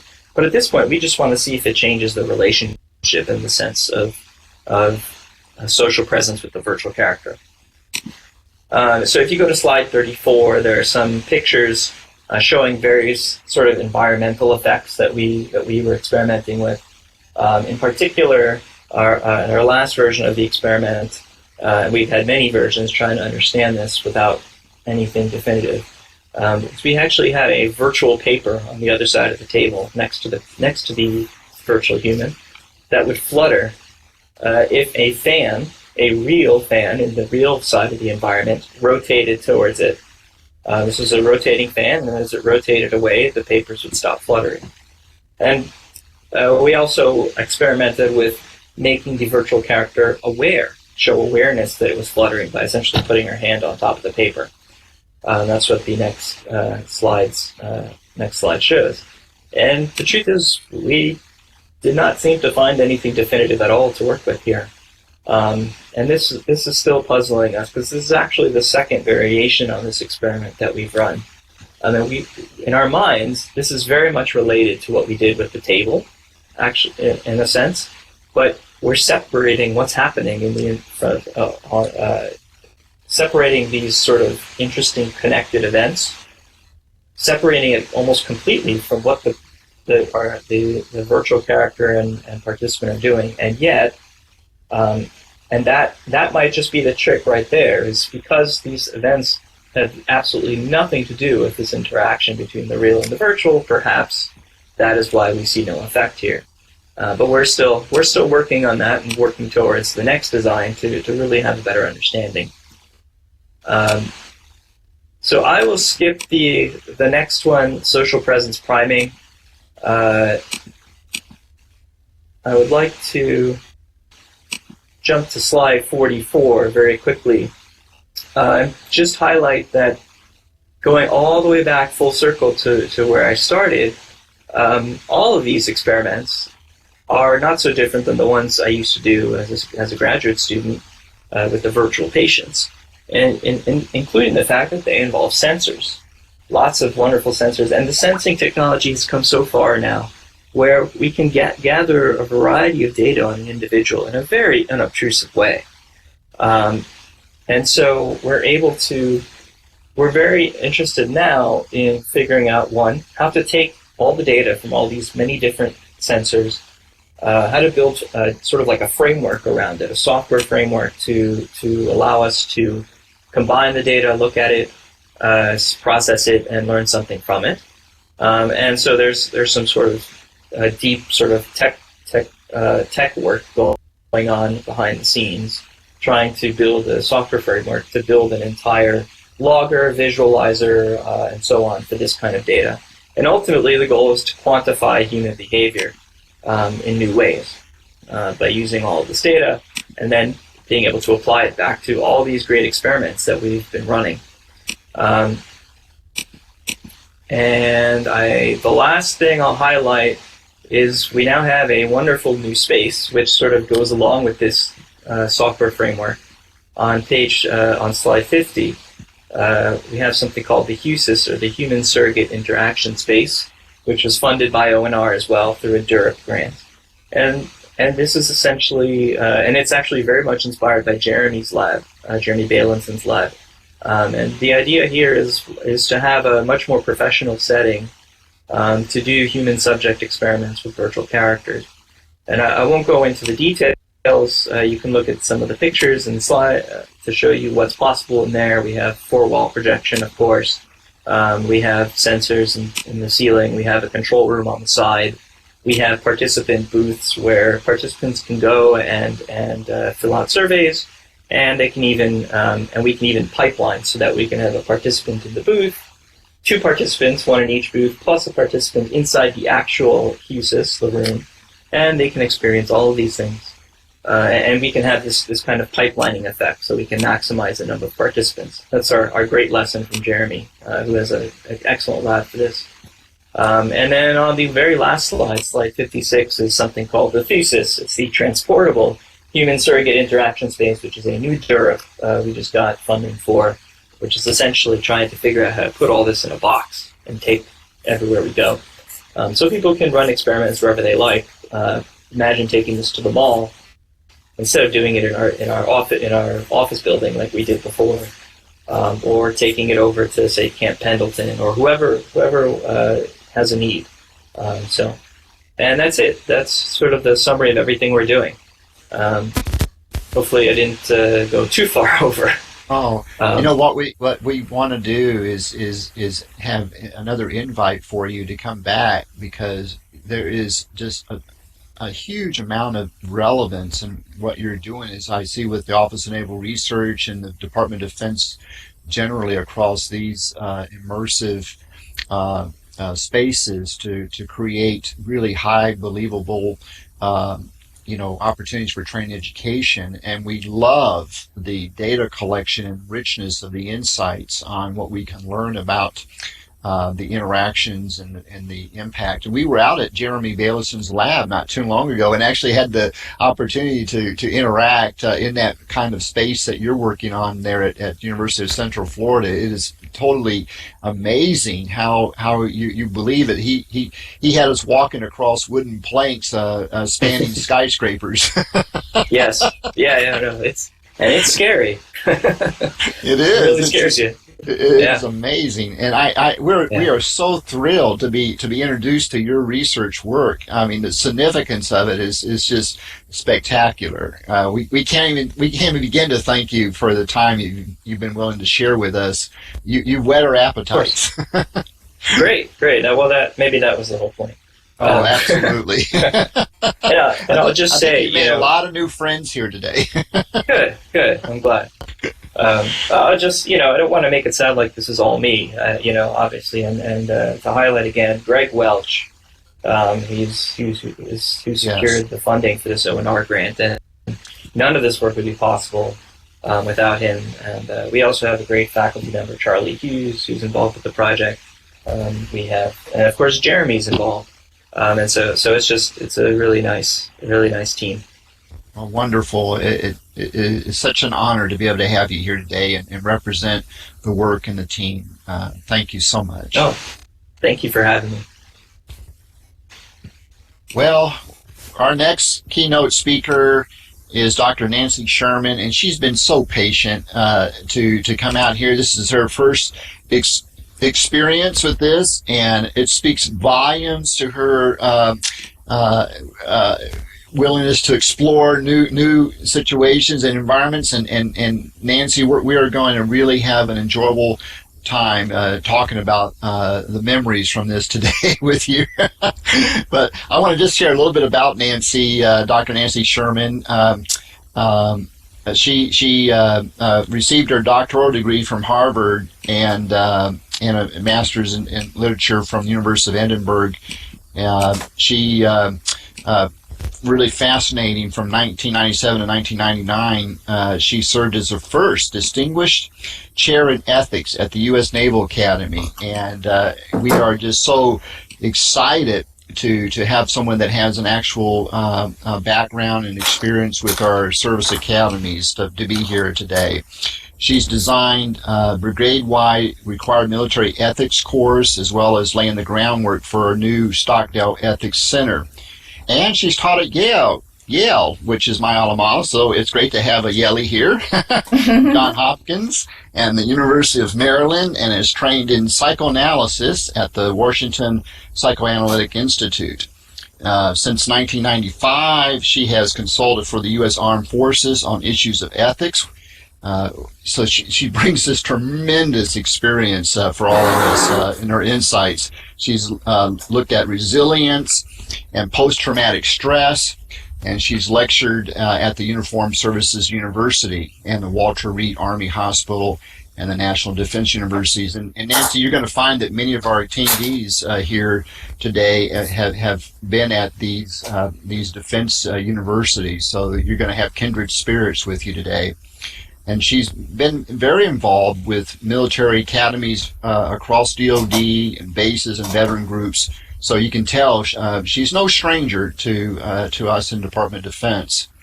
She's actually, now wait till you hear this, Nancy's actually visited Guantanamo Bay Detention Center as part of an independent observer team assessing the medical and mental health care of detainees. And she served on the board of directors from the Carnegie Council on Ethics and International Affairs. I know some of you know about that council and how prestigious it is to be a part of that.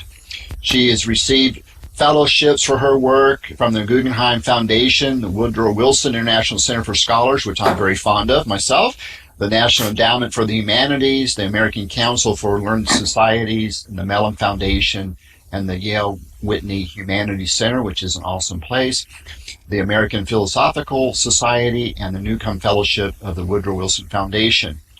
Wow, very impressive.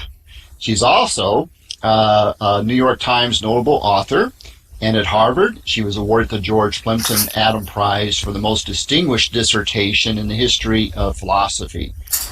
So I can go on, and I'm gonna talk at the end, Nancy, and reference your new book, which is a pretty extraordinary publication that all of you are certainly welcome to check out and view. But it's called After War, and she explores the healing of the moral wounds of our soldiers. And I can tell you, I don't want to spoil it for you, but it is a fascinating analysis and an understanding, really in-depth understanding of some of the moral wounds that our soldiers in arms have faced and are dealing with. Just so you know, right now she's a university professor at Georgetown and a professor of philosophy, and she has an affiliate appointment with the Georgetown's Law Center on National Security, and also is a faculty affiliate at the Kennedy Institute of Ethics. So she's very interdisciplinary. And Nancy, we love that about you. So without further ado, welcome. Thank you so much. Am I audible? Yes, you are. You're coming in really nicely. Okay. So I did practice standing up and sitting down, but I think I'm going to sit down because I'm afraid I'll lose the slides if I do anything more sophisticated. Oh, so. That's perfect. Okay, thanks very much. And thank you for this opportunity to reach so many this way. I am an old school person, but live in a family with a guy that's been in computing since probably its inception almost, and is a big data guy, and a son who's a product manager at LinkedIn. So I'm the outlier here. All right. What I really, and I just want to thank you, Andy, and thank Brad Aldrich and Tony Scribner for their help today. I came to all this because of an ethics scandal at the Naval Academy in the mid-90s, cheating. And so I've been thinking about character, integrity, and also how that gets disrupted by war, and what the sort of shock to the system is as a result of war. So if we could have the next slide, I'm thinking I can do this myself, but can I move to the next slide? Is that easy? Nope, there's one in between. Sorry, that's not what I have up. I have a picture of the book. No? Oh, oops. Okay, that's, well, I'm sorry, we're missing some of the slides, so let's see. All right, I don't see the proper slide I'm looking for. Do you have one? Excuse me, the deck isn't showing up properly. Do you have, that's slide 10 on my view. No, go backwards. Keep going backwards, please. No, back. Oh, somehow these are not showing up properly. All right, I'll move as we have it here. So I'll just start talking and then click in as I need to. So I've come to this because I'm really interested in breaking down MilSiv walls and trying to get folks that are on the civilian side, which is already a kind of military term and the opposite of being in the military, engaged in conversations with service members in the classroom and often in a real classroom. Georgetown's very involved with returning soldiers, and by that all services and the Guard and the Reserves, and they often feel isolated. So I teach war ethics, and they somehow seem to find my classrooms. So these are just some issues that I want to go through. This is a kind of personal subject for me in a set of slides I guess you're not seeing. My dad was a medic, and so he carried his dog tags for, he died at 89 and had him since since he was, sorry, we're playing with the slides. They're somehow not showing up unless you see, whoop, that's not mine. But can we just have a second here to see? Okay, but go back, please. That's slide 2. Okay. So I wrote afterward really as I was thinking about my dad, the next slide should be dog tags. Are you seeing it, please? No? No. Is there any way that I can control the deck? That's not mine.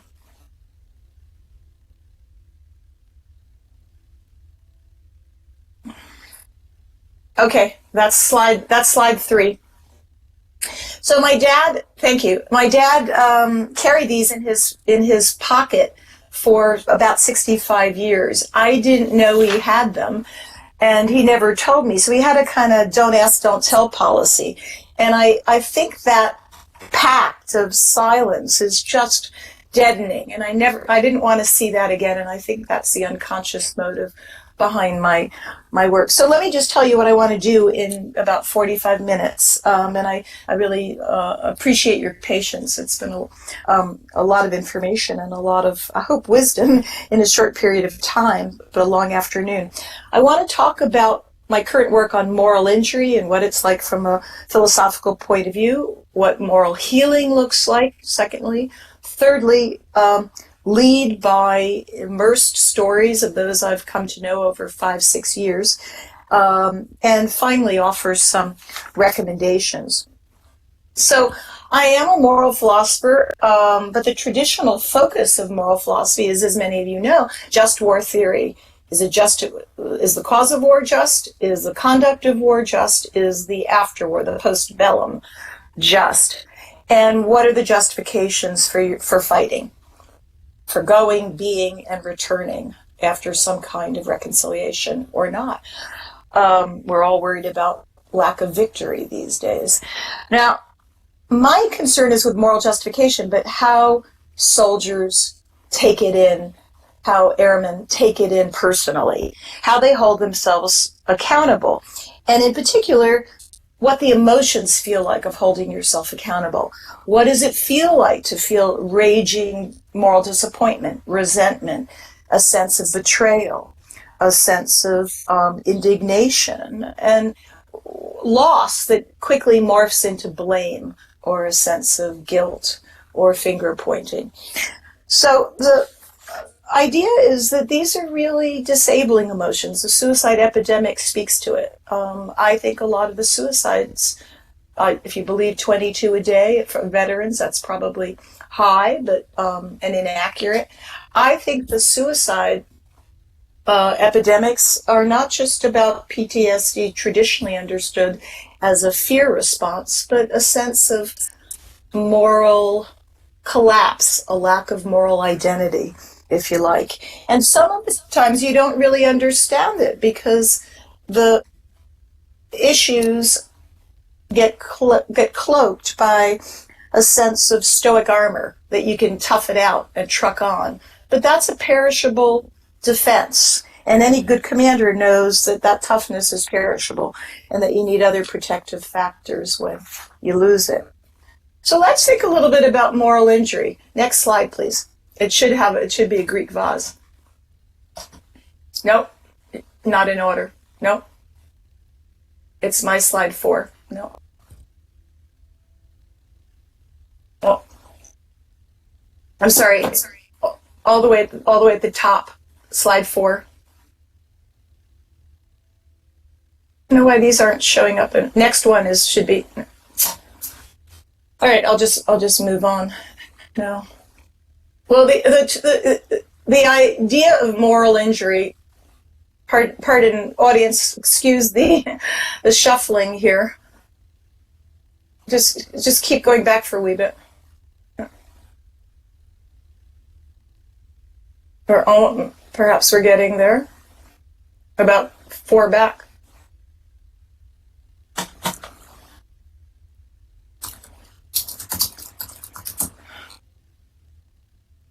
Okay. Well, I'll just talk through this for a minute.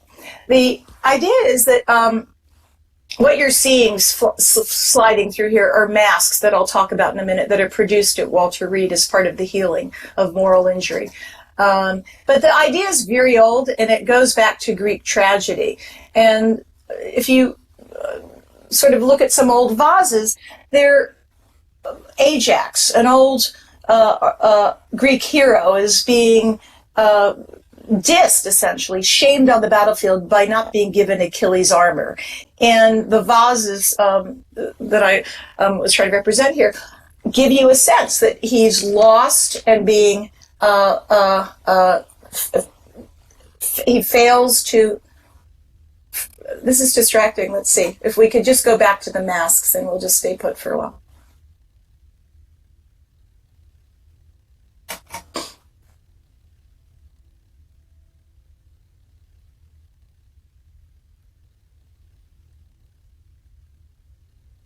Okay, we'll just stay there for a little while. So the masks are representations of moral injuries, and the idea is that you're essentially caught without your guard, and you're trying to express this horrible sense of guilt. So let me just talk about moral injury for a bit without my focusing on these masks. The idea of moral injury that's old is that you, in a sense, have lost a sense of goodness or a sense of moral bearing. And you can feel this from the point of view of yourself as an agent. You can feel it from the point of view of a victim. You can feel it from the point of view of a bystander.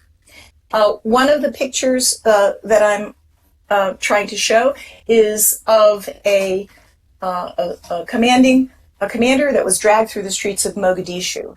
The person that took that picture is a man named Paul Watson, who was a bystander, but a totally engaged bystander, a photojournalist. And that picture, which if we could somehow bring it up, of Mogadishu in 1993, became the reason that Clinton pulled out troops at that time.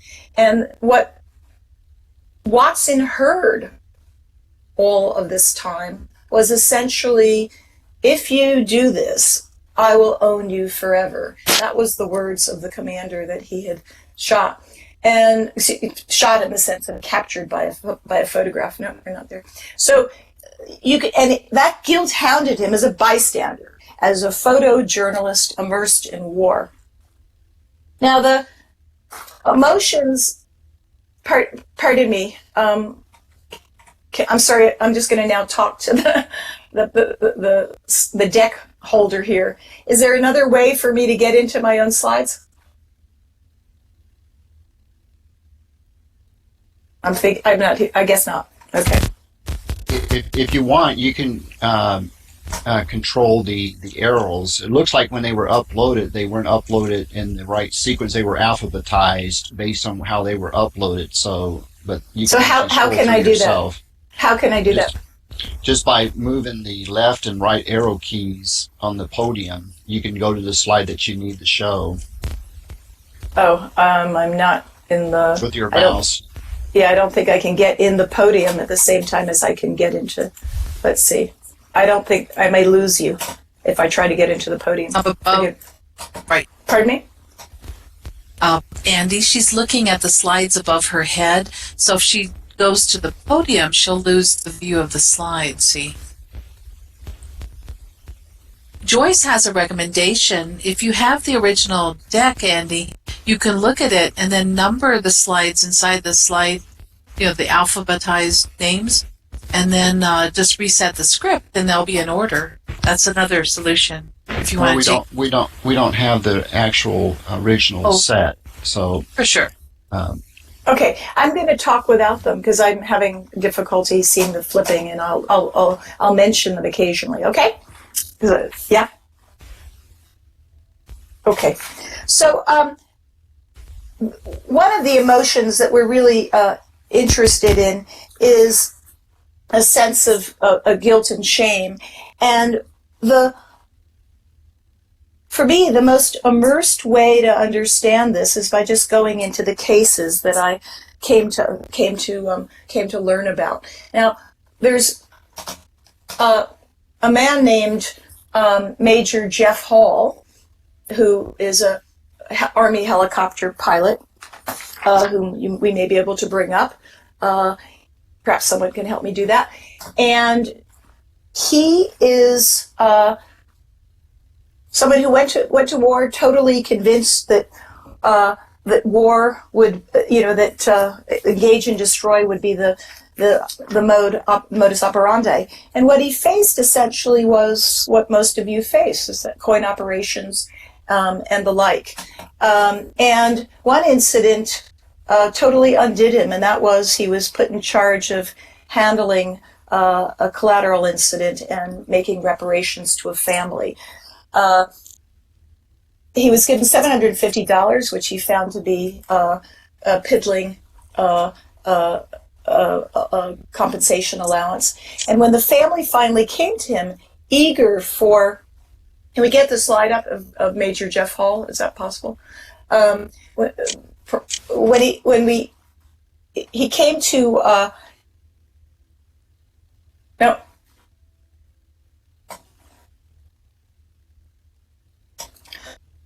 Make reparations, all they really wanted was a sense of the bodies. They wanted to have a proper Christian burial for the bodies. And so when he got them after about 3 or 4 months of scorched heat, they were disfigured, and I'm going to, I'm going to talk to the tech folks right now. Not working for me on this end.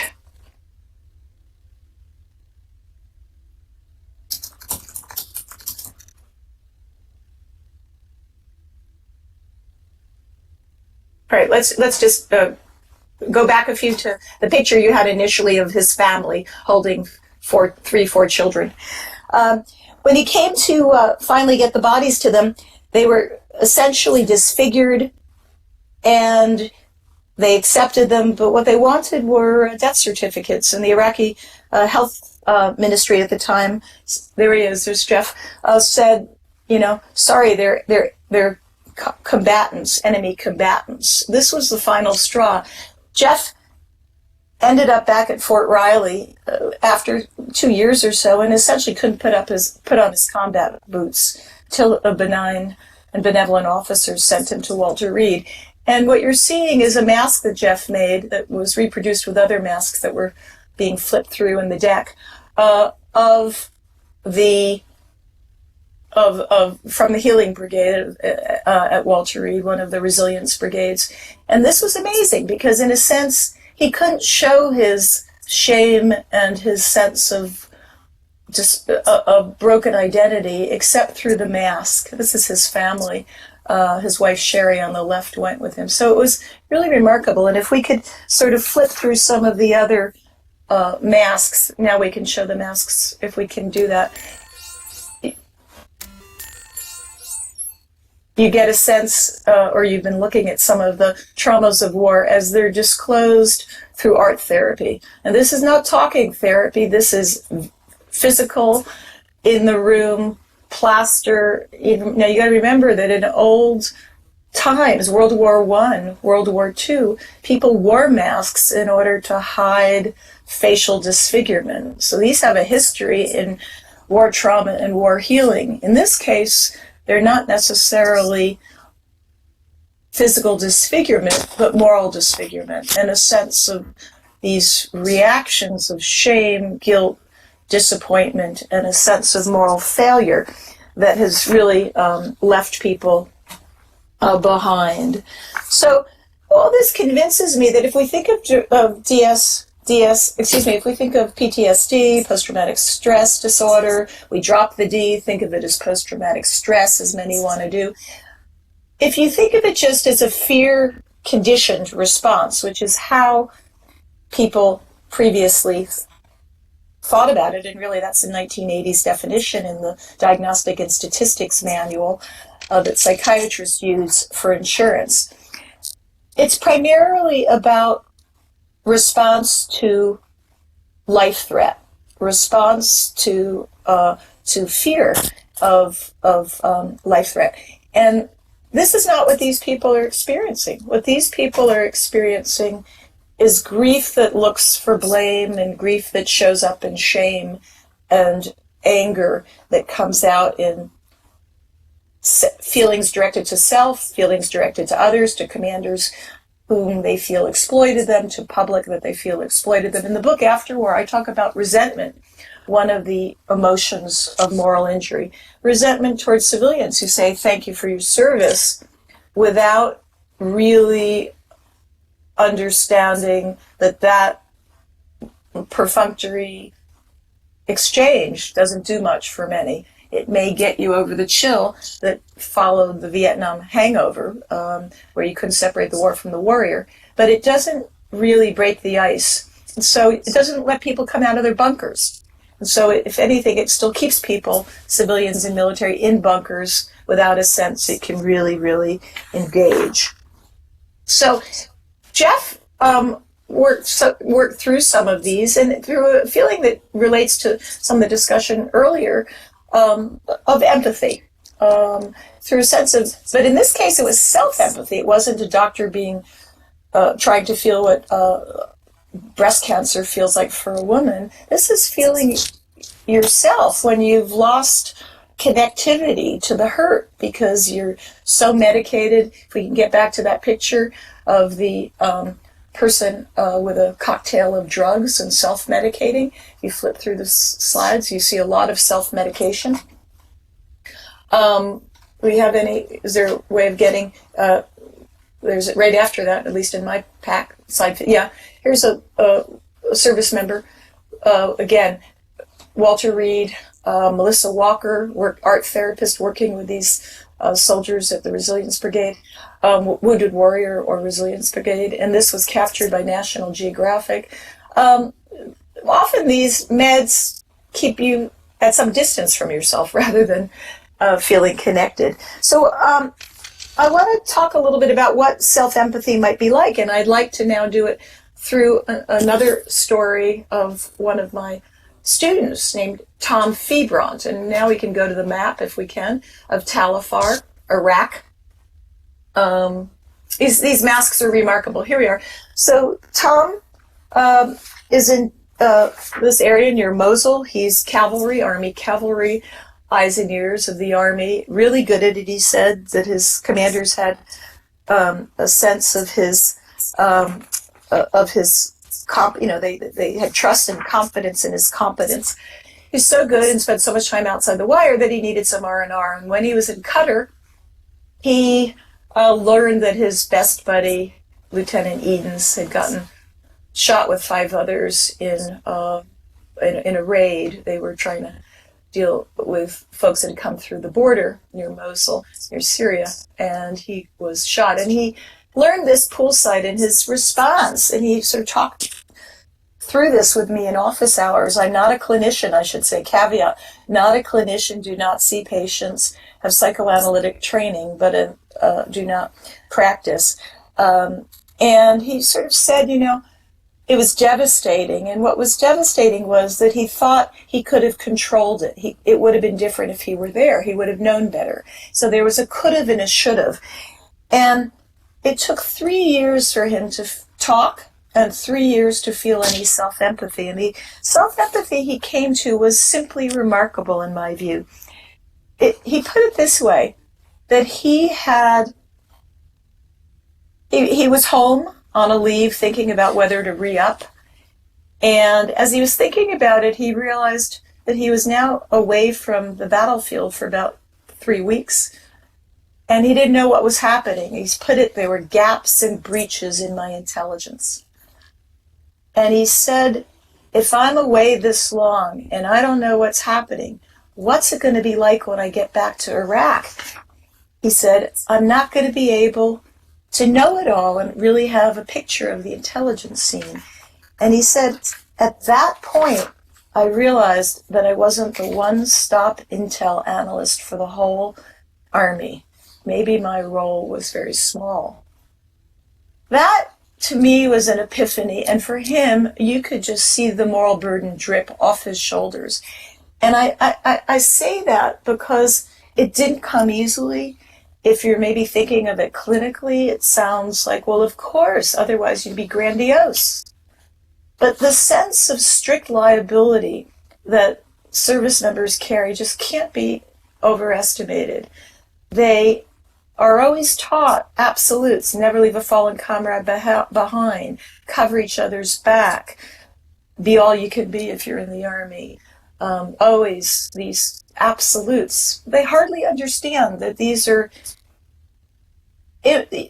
imperfect duties, not perfect duties. You can't fully fulfill them. And if you tried, you'd only be, you'd be aiming for godlike perfection. But in the mind of an 18-year-old, not fully formed brain, temporal lobes that are just not fully, they're still adolescent, a sense of enormous power, a sense of enormous responsibility, a sense of holding themselves strictly liable, to use a legal term from torts. They put it all on their shoulders, and often command, I have to say, from high up puts it on their shoulders, and some would argue morally exploits those further down. And they take it personally.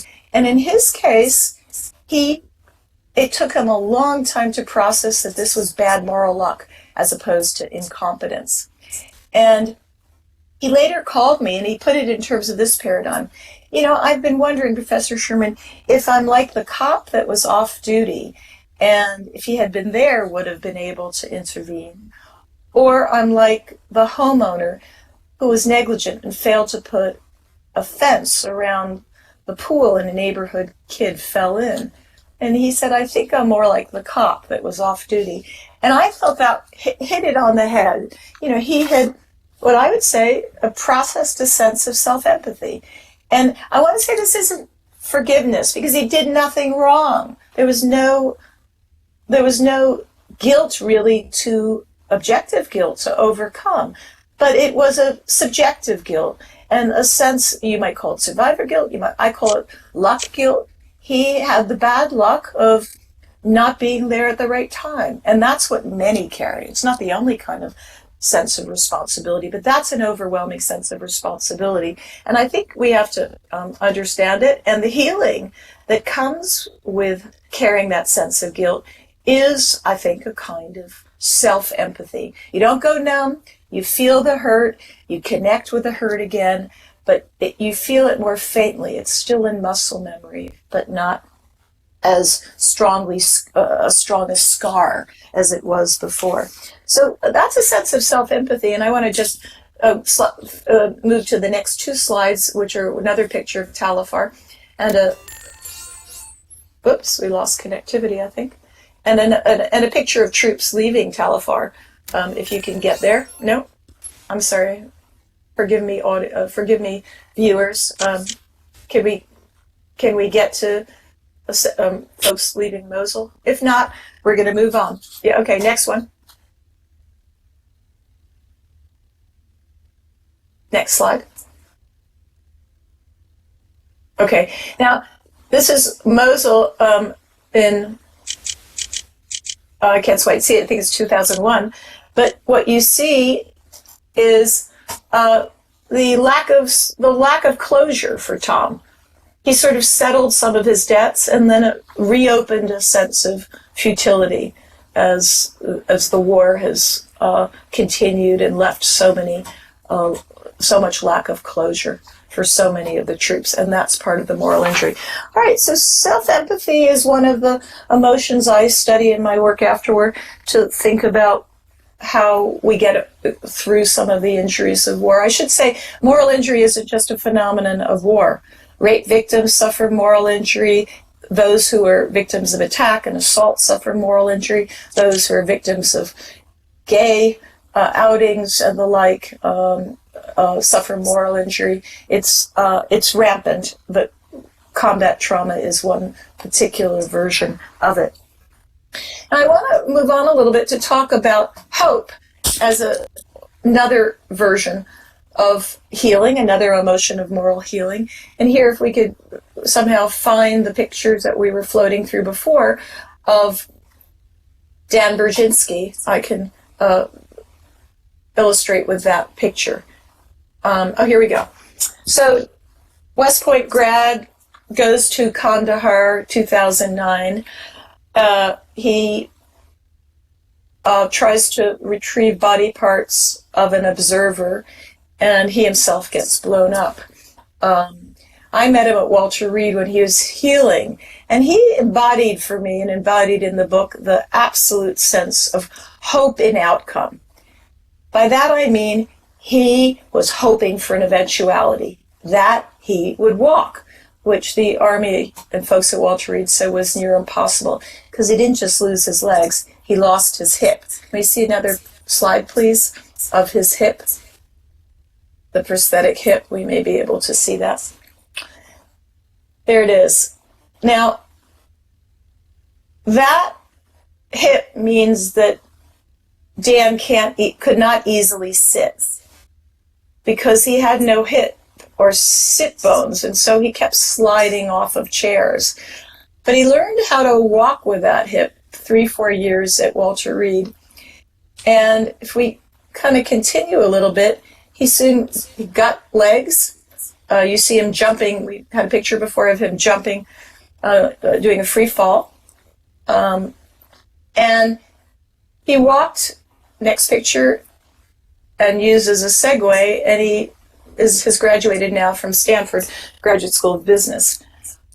Dan, as I sort of think about in the book, is absolutely invested in an outcome. He's going to walk, and it's a plan, and it's going to get him over the hurly-burly of negative belief, if you like. He brought others in who had similar injuries and made it through. He worked with his prostheticians. He knew everything about gait and limb and the movements of his prosthetics. It was really about planning for an outcome. But there's another kind of hope that's also critical for healing, and that's hope in persons. Dan also hoped in his team. He hoped in the prostheticists that they would sort of have the right kind of discovery and prosthetic techniques for him. He hoped in the therapist. He hoped in his remarkable family, and he hoped in himself. But for me, the real illustration and sort of, I came to work on this notion of hope in persons through a couple that I came to know through my classroom. And this is Donna and Lalo Paniagua. And I think you may have a picture of Lalo Paniagua in Marcia in a mud hut, a Marine. We can bring him up. Okay, now we're getting some slides to work here. So Lalo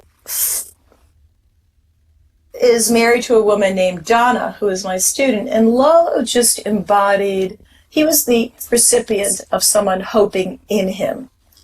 And it sounds hokey pokey, but the sense of having someone invest in you so that you can remember that you're capable of certain goals and that you're capable of reaching certain goals when you are suicidally depressed is critical. And Lalo, he escaped the LA barrio by joining the Marines, while his then girlfriend escaped the LA barrio by matriculating at Georgetown School of Foreign Service with choices of Stanford and Duke and sort of a high flyer. And he's a gang kid, and his creed was you take care of your baby birds. And the Marines just suited him to a T. You take care of your buddies, and you train them, and you take care of them, and you don't let them die on your watch. And that's not how it worked out. And so in one case that I learned about in my classroom, because he came when Donna was my student, essentially they're in MRAPs, they're setting up Marcia for the surge, and someone has a pit stop. He's pretty sure he told them, watch your footing. He says that every time, but he's not 100% certain he said it this time. And his buddy, Corporal Justin Wilson, got pulverized.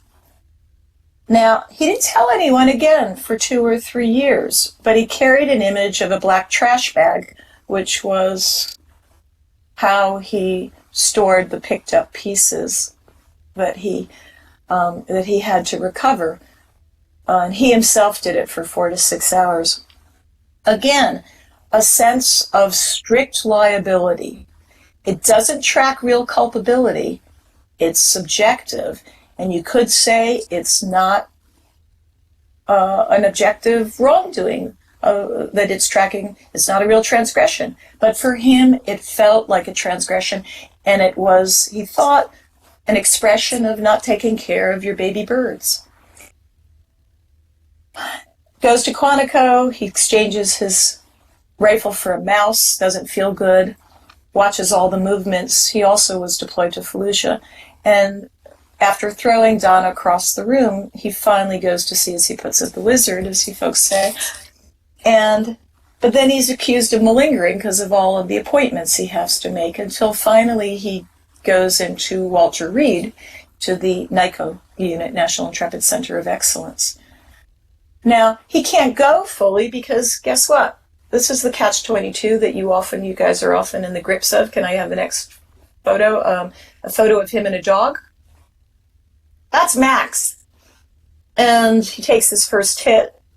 ADA, care dog, but it wasn't an ADA in the eyes of Walter Reed. He says, I've lived in huts. I'm not gonna sleep. I'm not gonna be in the barracks at Walter Reed if you won't have me and my dog. And so he goes to Vincent Hall. It's some of you may know, a retirement community in McLean, Virginia, where he's the young mascot almost, and is protected by a lot of widows. It turns out to be a healing situation. There's a silver lining, but it's a kind of funny situation. He thought he was entering an old age home when he got there, because he started to see all these women, and he actually played on the water volley team. But He the moral healing for him was Donna's hope in him. She never gave up the idea that he still was a Marine who was capable of the kinds of medals and honors he had actually won. And so she had him wear his dress blues and the like at various events at Georgetown. And he sort of imbibed that investment in himself. And if we can move to the next slide of Donna and Lalo. Though they were married when she was a freshman, her parents said that they never really had gotten married, and so they got remarried by a priest in a setting. And we'll move on to the next one. And here they are, a much older Lalo with a niece, and that's Donna. And she was an angel with street smarts, absolute street smarts. Many folks don't have the social wisdom and interpersonal skills that this woman does, who's, by the way, was a student of Stanley McChrystal at Yale. She went on to get a master's in foreign service. She's a member of the diplomatic corps right now. She really had hope in a person. And it sounds, as I say, like a very uninteresting, compared to the analytic slides we've been seeing, an uninteresting emotion. But it's an interpersonal emotion that social engagement, trust engagements, investing in a person are critical for healing. And a fact I didn't reveal earlier or mention, there are 4 million military-connected kids out there, children of you folks, who are in the schools, invisible, struggling, some of them with deployments. And they need this kind of hope in persons that is a part of moral healing. So let me finish with 2 other stories that give you a different sense of the moral emotions of healing. And this one has to do with gender discrimination. If we can now move to the slide with Air Force Major Miriam Krieger. Maybe 2 slides away. You may have to find it. We did a PBS special. Here we are. In the book, she's Roberta, but she's since given me permission to use her name. She's actually in the office of the Joint Chiefs, of the Chairman of Joint Chiefs right now. But it wasn't all high flying for her. So she's a really amazing fighter pilot. But when she, all sorts of awards, had a Marshall Scholarship, studied at the LSE London School of Economics, getting her master's. She's finishing up a PhD, Secretary of the Air Force scholar at Georgetown. But when she arrived at a post, she was essentially told, and essentially means in quotes, that the commander told her to her face that he was against her appointment, that she was disrupting the status quo and tearing down heritage and tradition. Now this is 2011. By my calculation, 35 years after the academies went gender integrated. So this is really a sign of persistent hypermasculinity of the forces. So what's her moral injury? Resentment, to be sure, that she's wrong degraded, legally forced to work in a hostile environment. A commander not complying morally or legally with norms. But she's also disappointed, the reverse of having hope in herself. She's morally disappointed in herself for the situation she finds herself in, and disappointed in her commander, that he failed to, meet reasonable expectations for her, that he failed as a supportive leader. She couldn't count on him to count on her. That's a very, very profound moral transgression. It may sound like the occasion for suck it up and truck on, be resilient. But day in and day out, when you're really a competent person and you're forced to work in that kind of environment, it was absolutely debilitating. Her response is revealing.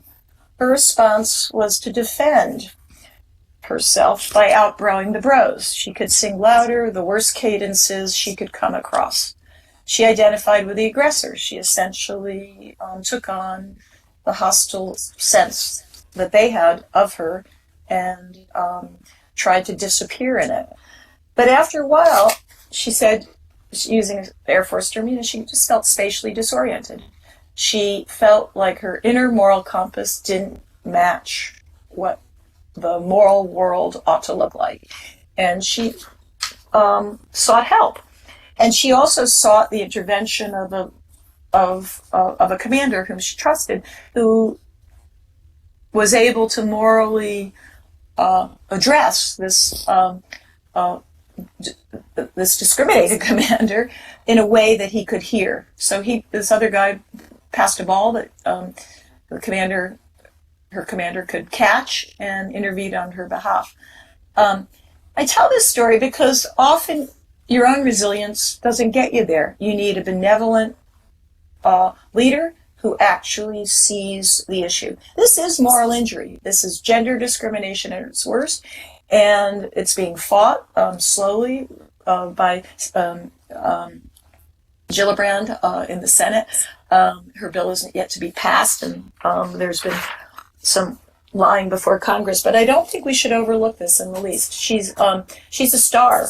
She's in the officer, as I mentioned, an assistant to Joint Chiefs, and she's one of the Air Force's best. One more case study to reveal another aspect of moral injury. And again, I'm highlighting a woman, and I don't have her picture, but we can move to another, the slide of a woman behind the flag, if you get there. So Sally in the book was in an next one, please, in an Army base, but as an Air Force person, and she was essentially suffered moral injury by simply trying to walk through the chow line every day. All eyes were upon her. She said she was a deer in hunting season. And what she worried about was that she wasn't compassionate enough, that she felt torn constantly by knowing that she was in an all-male shop, but yet she was sexually preyed upon. And there were two incidents that might sound minor, but they made her feel more frightened inside the wire than outside. And one was that she was stalked online, and a second one was that she had her undergarments, her bras and panties, stolen while she was doing her laundry. And the challenge for her was how to raise this with command, because it seemed so trivial. And yet she was without undergarments, had to write to her mother for a strange kind of care package, and was left with a sense of, in this case, not moral disappointment, but distrust. That she distrusted her comrades, who were supposed to be her supporters, and she was fearful that she didn't have an adequate cause to raise to command. And so, she struggled with the ambivalence of telling but not telling, of complaining but not airing her grievance, and an overall sense of tentative trust. Can I raise this question with you? That's not a comfortable position to be in when you're trying to do your best in a war zone. And so in this particular case, she never really resolved the trust issue until she got out of the war environment. And she ended up wearing an unconcealed knife to meals clipped to her wallet and slung around her body. So that's moral injury that's unhealed and unresolved. And it's one we should bear in mind. It's, I don't think, trivial at all. And I think we need to remember that gender discrimination against gays, transgenders, etc., is a part of the sense of moral compromise. So let's just move to the slides of my books now. And forgive me for the inelegance of the presentation, the slide presentation. What do I think the recommendations here are? One, if we could just move to the next slide, please. Slides of my books. One is that moral injury is a real, tangible cost. We don't know how to calculate it. but we need to expose it as a real dimension of moral injury. And as a real dimension of post-traumatic stress. And militarily speaking, it is a central part of force protection. If force protection is out there with mission accomplishment and discrimination of non-combatants, so is this psychological and moral aspect of force protection. Secondly, mental health professionals really need to take seriously reports of real transgressions as well as apparent ones, could-haves and should-haves, also those of bystanders such as the photojournalist and other journalists who really feel that they've caused damage in war by what they write and expose. And we need to be sensitive to that. There are lots of virtual techniques right now. I've been to Weill Cornell Medical School and put headsets on to deal with prolonged exposure therapy and relive the scenes. But we need to relive the combat scenes where it's not just fear, but also the moral residue of engagement in war is part of what we can relive and morally process. And that's sort of what I hope to do in my class with some of these texts that I work with. Third, everyone that's engaged with military needs to help units stay connected after war. They're not going to the VA. The VA doesn't come to you. You've got to get there, and that's a huge hurdle for many. It's huge. The systems, I know from personal experience, do not talk well to each other. The data systems don't talk well. And even getting coordination, as I'm about to do next week, between the VA and the DoD to get to Walter Reed and have an on-site visit of the creator, Melissa Walker, of those masks took about a month of my connecting and high-level people connecting. Foot soldiers don't even have that kind of access. So we need to make mental health care even more widely available without stigma and with easy access. And finally, I think we need non-clinical healing space.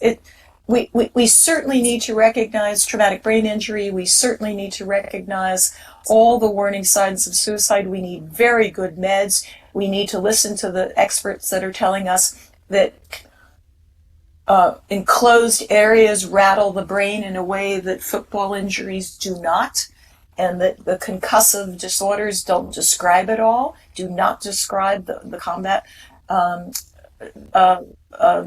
brain injuries that we're seeing right now.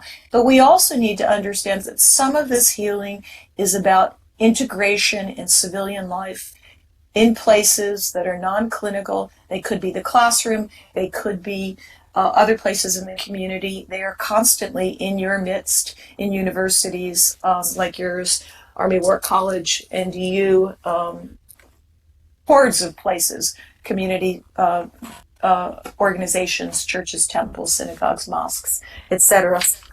And we need more and better and live connections with civilian academics, integrating with the best of your folks as we're doing today. And I look forward to future discussion. My last slide is a wonderful slide of Allen Ginsberg's Howl being read by cadets at VMI, Virginia Military Institute, where he was about to arrive, and these guys are prepping for his the moment when he appears, which is next, in their classroom. So with that, and with my inability to have any of the live feedback that makes teaching an absolute joy for me, I hope to engage with you this way. Thank you very much for your time. Forgive the tech hiccups and interruptions. Well, thank you, Nancy, for your patience and gracefulness and dealing with the little glitches here. And we're just so happy that you could come here. I know people are wanting to interact with you and ask questions, so we'd like to open it up, if that's okay, Nancy, for people love it. To share. Okay, thank you. Love it. Will I hear them or will I see it being written? How will that work? Probably both. They can feel free to turn on their voice and interact, and also pose questions. Maybe I can get it started with just simply, I find it absolutely interesting about how we can prepare our leadership to recognize the moral dilemmas that they place people sometimes in their commands, and to have a little more astuteness associated with some of the not so subtle or subtle ways that people get into a situation that is just devastating. Do you have any insights that maybe from your time at West Point or other military organizations in which you could recommend for us to consider? Sure. I think being able to think through some of this in advance is really critical. I was just with some West Point instructors that teach the ethics class. We were at a conference in England, and they lamented the fact that they have too little time, and they have 1 semester to teach their guys ethics, including just war theory. Being able to play some of these scenarios in advance, and also virtually, is a reasonable way. Case studies are a remarkable way. I found many people, I'm very humbled to say, sort of after reading my book, some say I'm in absolute tears, because this is what I faced, and this is things I couldn't say to myself or couldn't put in words. So we shouldn't underestimate how hard it is to morally process emotions that you can barely even show when you're in uniform, especially if you're commanding and you feel that you've got to keep up the demeanor and the op tempo. So anytime you can do this in advance, go through cases, the kinds that I just told you about, which are all real, I think that's really, really helpful. And also just sort of realize some of it is about losing buddies and the survival guilt that you have. Others will be about, I didn't go into it, but collateral incidents where the rules of engagement change, or you make a call and, one of my guys, one of my students gave the call to shoot, and it was a pregnant woman on way to hospital, and 3 of them died, and then he subsequently lost the 2 guys he ordered to shoot. And he himself, for 4 or 5 years, drank himself almost into death. So the more you can talk about these hard-to-talk feelings and prepare people in advance, whether you do it through computer means, virtual technology, or real face-to-face immersed learning with socially sensitive folks that are your chaplains or your psychologists, I think the better you are for that. Right. I see there's some questions that have been posed in the chat log. And I'm not following them, so if you could read them to me, I'd be grateful. Yeah, I don't see them. It looks like there. Wingtips was saying that she was told that the number of therapists available for the VA population is ridiculously small. Are there any plans to change that? Is what is being asked. Yeah, that is absolutely right. There's a shortage in the VA. I don't know if there are plans to change that at the moment. I know the Marines have been very, very forward on this issue. They are small. They move fast. They went from something like 7 to 77. I was told by the commandant in a briefing a few months ago that I gave. Between like 2009 and currently. They really moved up. They also are spearheading some studies on moral injury. I would, just on the subject of where to look, etc. I work from a philosophical point of view, if you like. I'm not a clinician. I'm not putting forth evidence-based therapies, but they're currently being worked on right now by a guy named Brett Litz, Litz, and Shira McGuen, Maguen, and retired Navy psychiatrist Bill Nash, Nash, and they talk about something essentially, it's really, our work really coincides. They talk about an empty chair technique.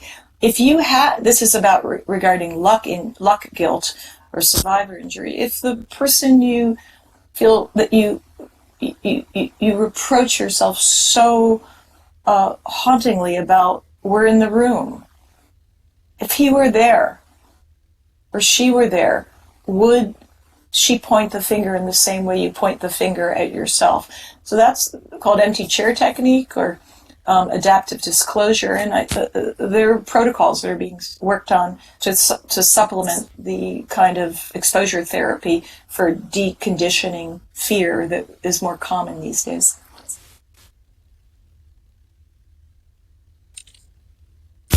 There's another area that I thought relates so well to what General Goodfellow is wanting to do in the Squadron Officer College for junior officers in the Air Force. Is, he's making attempts, Nancy, to instill focused on virtues and character strengths across the curriculum and be reinforced. Do you have any insights about the ways that it matters in the profession of arms to be really deeply aware of how you can behaviorally adapt your character strengths as you think about the virtues they apply to?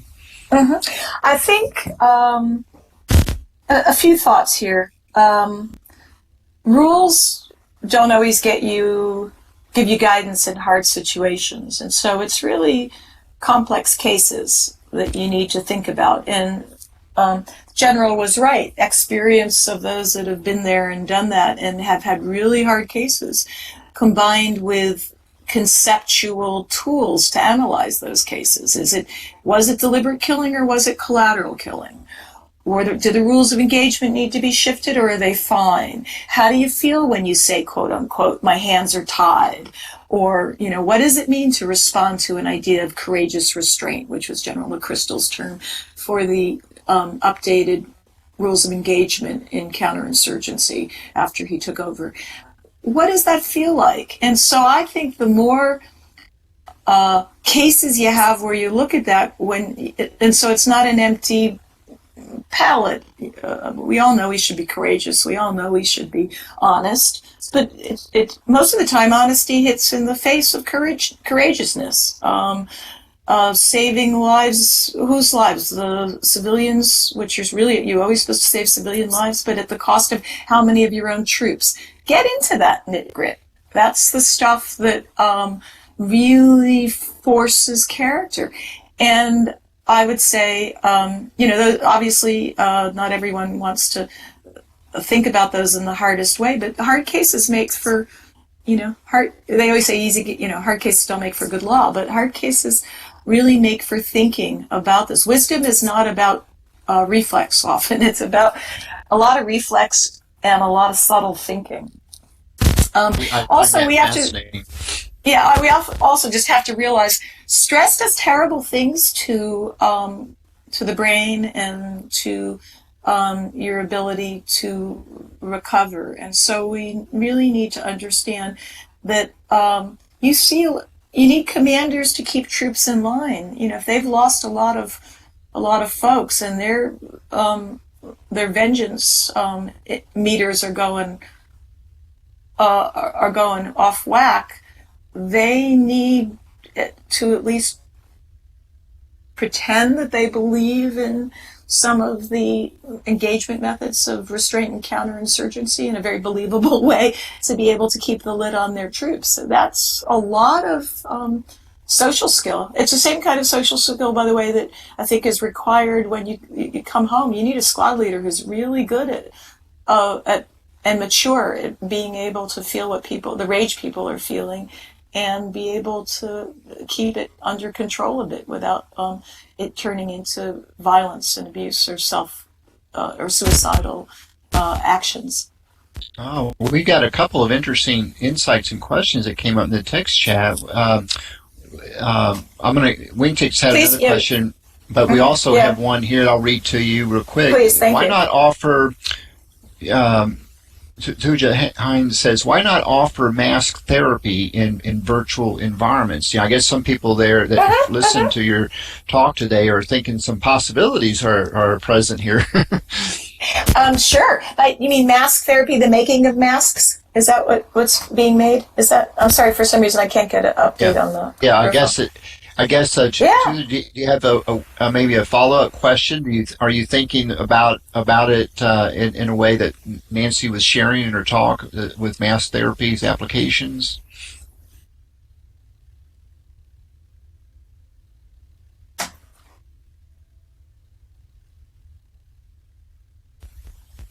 Yes. So. Yeah. Go ahead. Oh no, I can't see it on my screen. I'm sorry about that. But yeah, I think that's a wonderful idea, and it could be supplemented by portals. There are many apps out there for seeing the wizard or a shrink via a portal.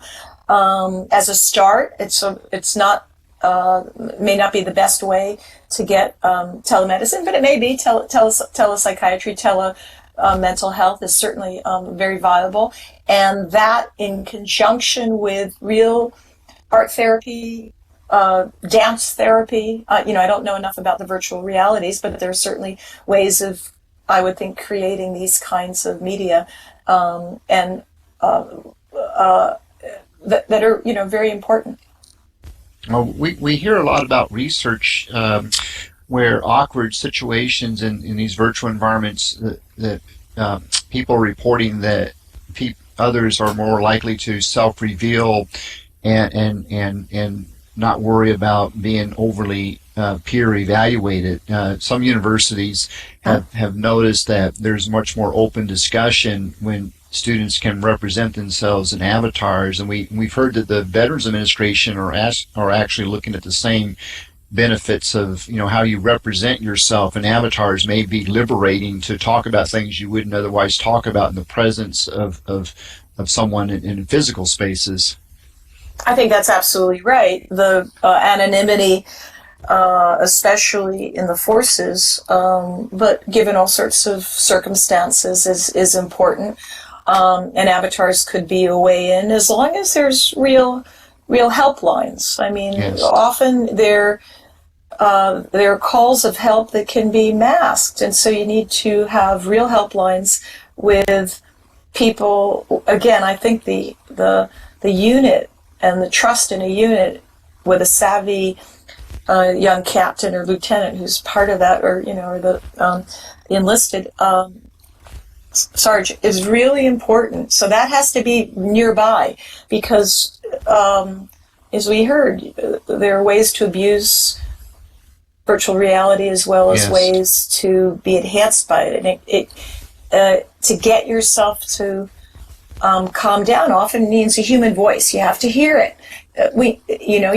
Or someone has to be nearby. Lalo, who we were introduced to a little while ago, had a night where he was faced with that kind of medicine cocktail that we were talking about, and he spoke to Donna, and Donna was able to reach some of the older women that live in the retirement home who came knocking on his door, and that was a rescue.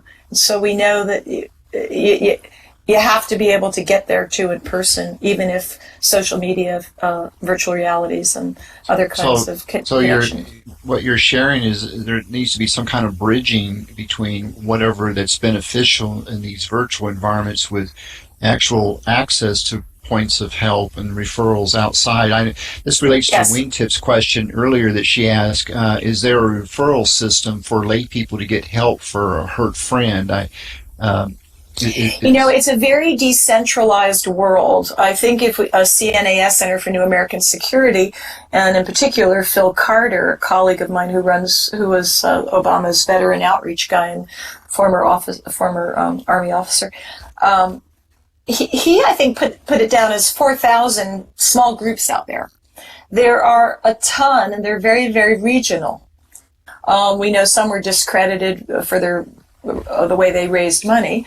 One in particular, but there are many out there, and it's and I would I would go to Center for New American Security and Phil Carter is their veteran guide to look at some of the listings of those groups. I don't know if they're, that's the most central warehouse that I know listing some of them. Each city has their own and they're regional. Yes. So, I was kind of curious too. What do you think the future is in our military schools and service academies for new directions and ethical development of people that are wanting to become part of the profession of arms? There's any insights you can share, Nancy, from your experiences that you think we haven't tapped into that we should pay attention to in the near future? Well, good question. One is that in this non-conscription force we live in, it does no good to either side to silo ourselves off from each other. So think of people in camis as exotic, which is how much of many folks, even in military towns, view those in uniform. And vice versa, to have so much difficulty in reentry, reintegration, trust, coming home, I think is not very healthy. So being able somehow, especially in these base towns, which many of the military come home to and leave from, it's like the one you're in probably, integrating more with civilians is critical. I think it's the name of the game in universities. I think it's so amazing for me to see someone like Miriam Krieger at Georgetown and drone pilots at Georgetown, and my PhD is Colonel Pfaff, who just retired and was assistant to Secretary Kerry. The more they're in my world and I'm in their world, and I'm just speaking for myself, but my colleagues, I think the better we are. Producing a militia is not a good thing. We never were that, and we ought not be that. And so that's a challenge, I think, in a non-conscription force. So that's the first thing. It is so fascinating that you share that, because our senior leaders in the Air Force have talked about something very similar to what you're recommending, with our connectiveness that we sometimes get through these meetings that you're participating today with people that normally wouldn't otherwise connect or associate with. It's so beneficial to sort of break down the misunderstandings and build some bridges too. And I think you've highlighted exactly what some of the benefits are that we're thinking about with what we're doing here. Yes, and the Air Force, a bit like the Naval Academy, maybe a little less so than West Point, do have civilian, maybe 50% or large cadres of civilians within. And Georgetown, of course, is privileged by being in D.C., so it's a draw for all those that are Pentagon-based or continuing their career there. But I really do think it's so important but for medicine, for psychiatry, for obviously big data, that's an old story, and in the computing world, to integrate forces. You've obviously displayed that today by having 3 civilians as your keynote. So you're on board with that. Mm-hmm. Well, we are, again, we're so very fortunate to be able to have someone. I know they come back from a trip overseas and try to get some sleep here soon. I'm hopeful that you're able to. But the fact that you hung in there with us for this period of time, and you put up with the technology glitches, and yet gave a very profound presentation and stimulated our minds and showed the connectiveness of what we're trying to do in our military programs, and also for many of the universities representing the people here today. Nancy, thank you so much. I think this is the start of a continued connections with you. I know for us at the Air Force Air University, we're gonna look forward to connecting with you. And I highly recommend everyone out participating to read Nancy's books. They are she has a wonderful writing style. they're very compelling stories that she's sharing that just touches your heart and mind. She references her work in very profound ways to the scholarship of, as you noticed, in how she talked about her insights. So, any last few questions for Nancy? I know this is a rare opportunity to have her here, and I hope, Nancy, we haven't scared you away. No, I think I'm going to try to figure out how to work the deck a little better. That's all. We will. In terms of a collaboration, just in terms of virtual reality and PTSD, I'll have to get hold of the particular site, but the Cornell Medical School does have a lab.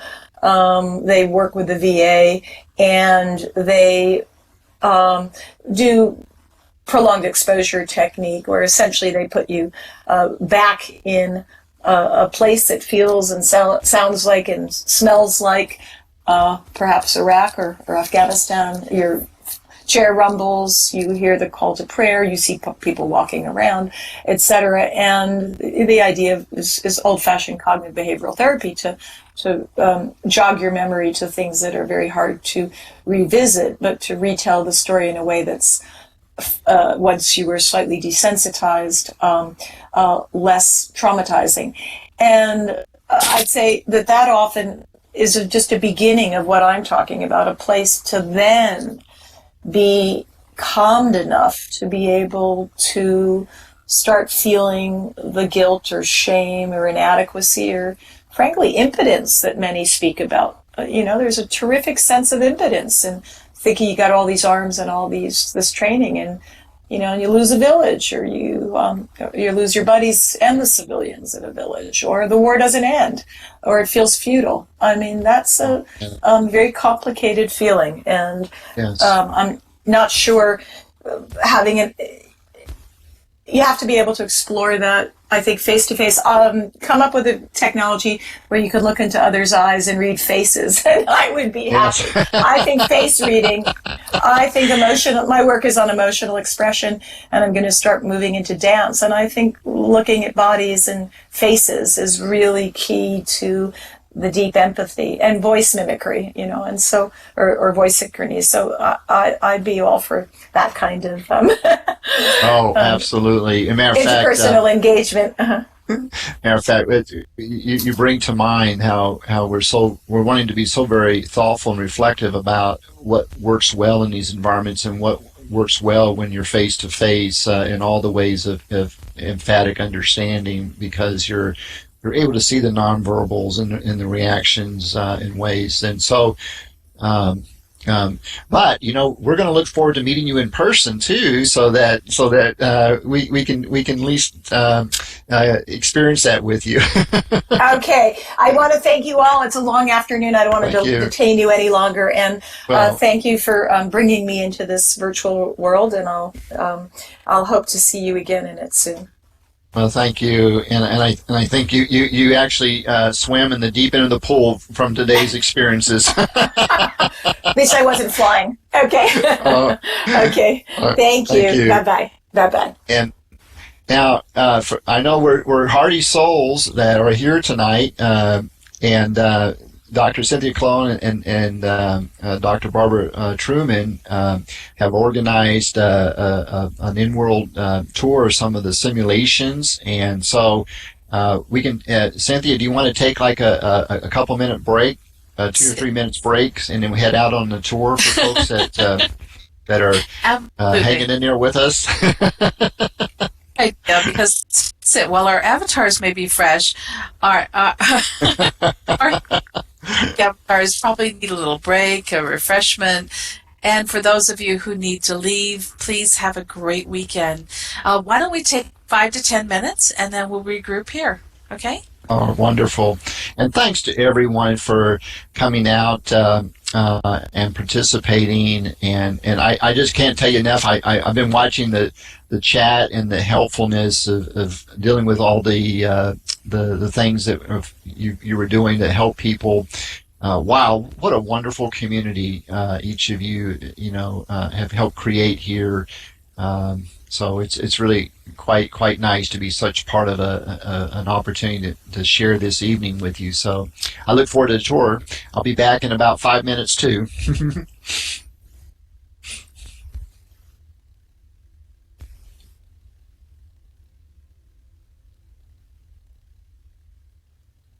Oh, thank you, General Goodfellow. Wow. As Nancy was sharing about leadership's astuteness and awareness of the kinds of climates, we all think of you, General Goodfellow, and the type of leadership environment you've created in Squadron Officer College. So thank you for being here tonight and sharing about the work that the Air Force is doing at Air University.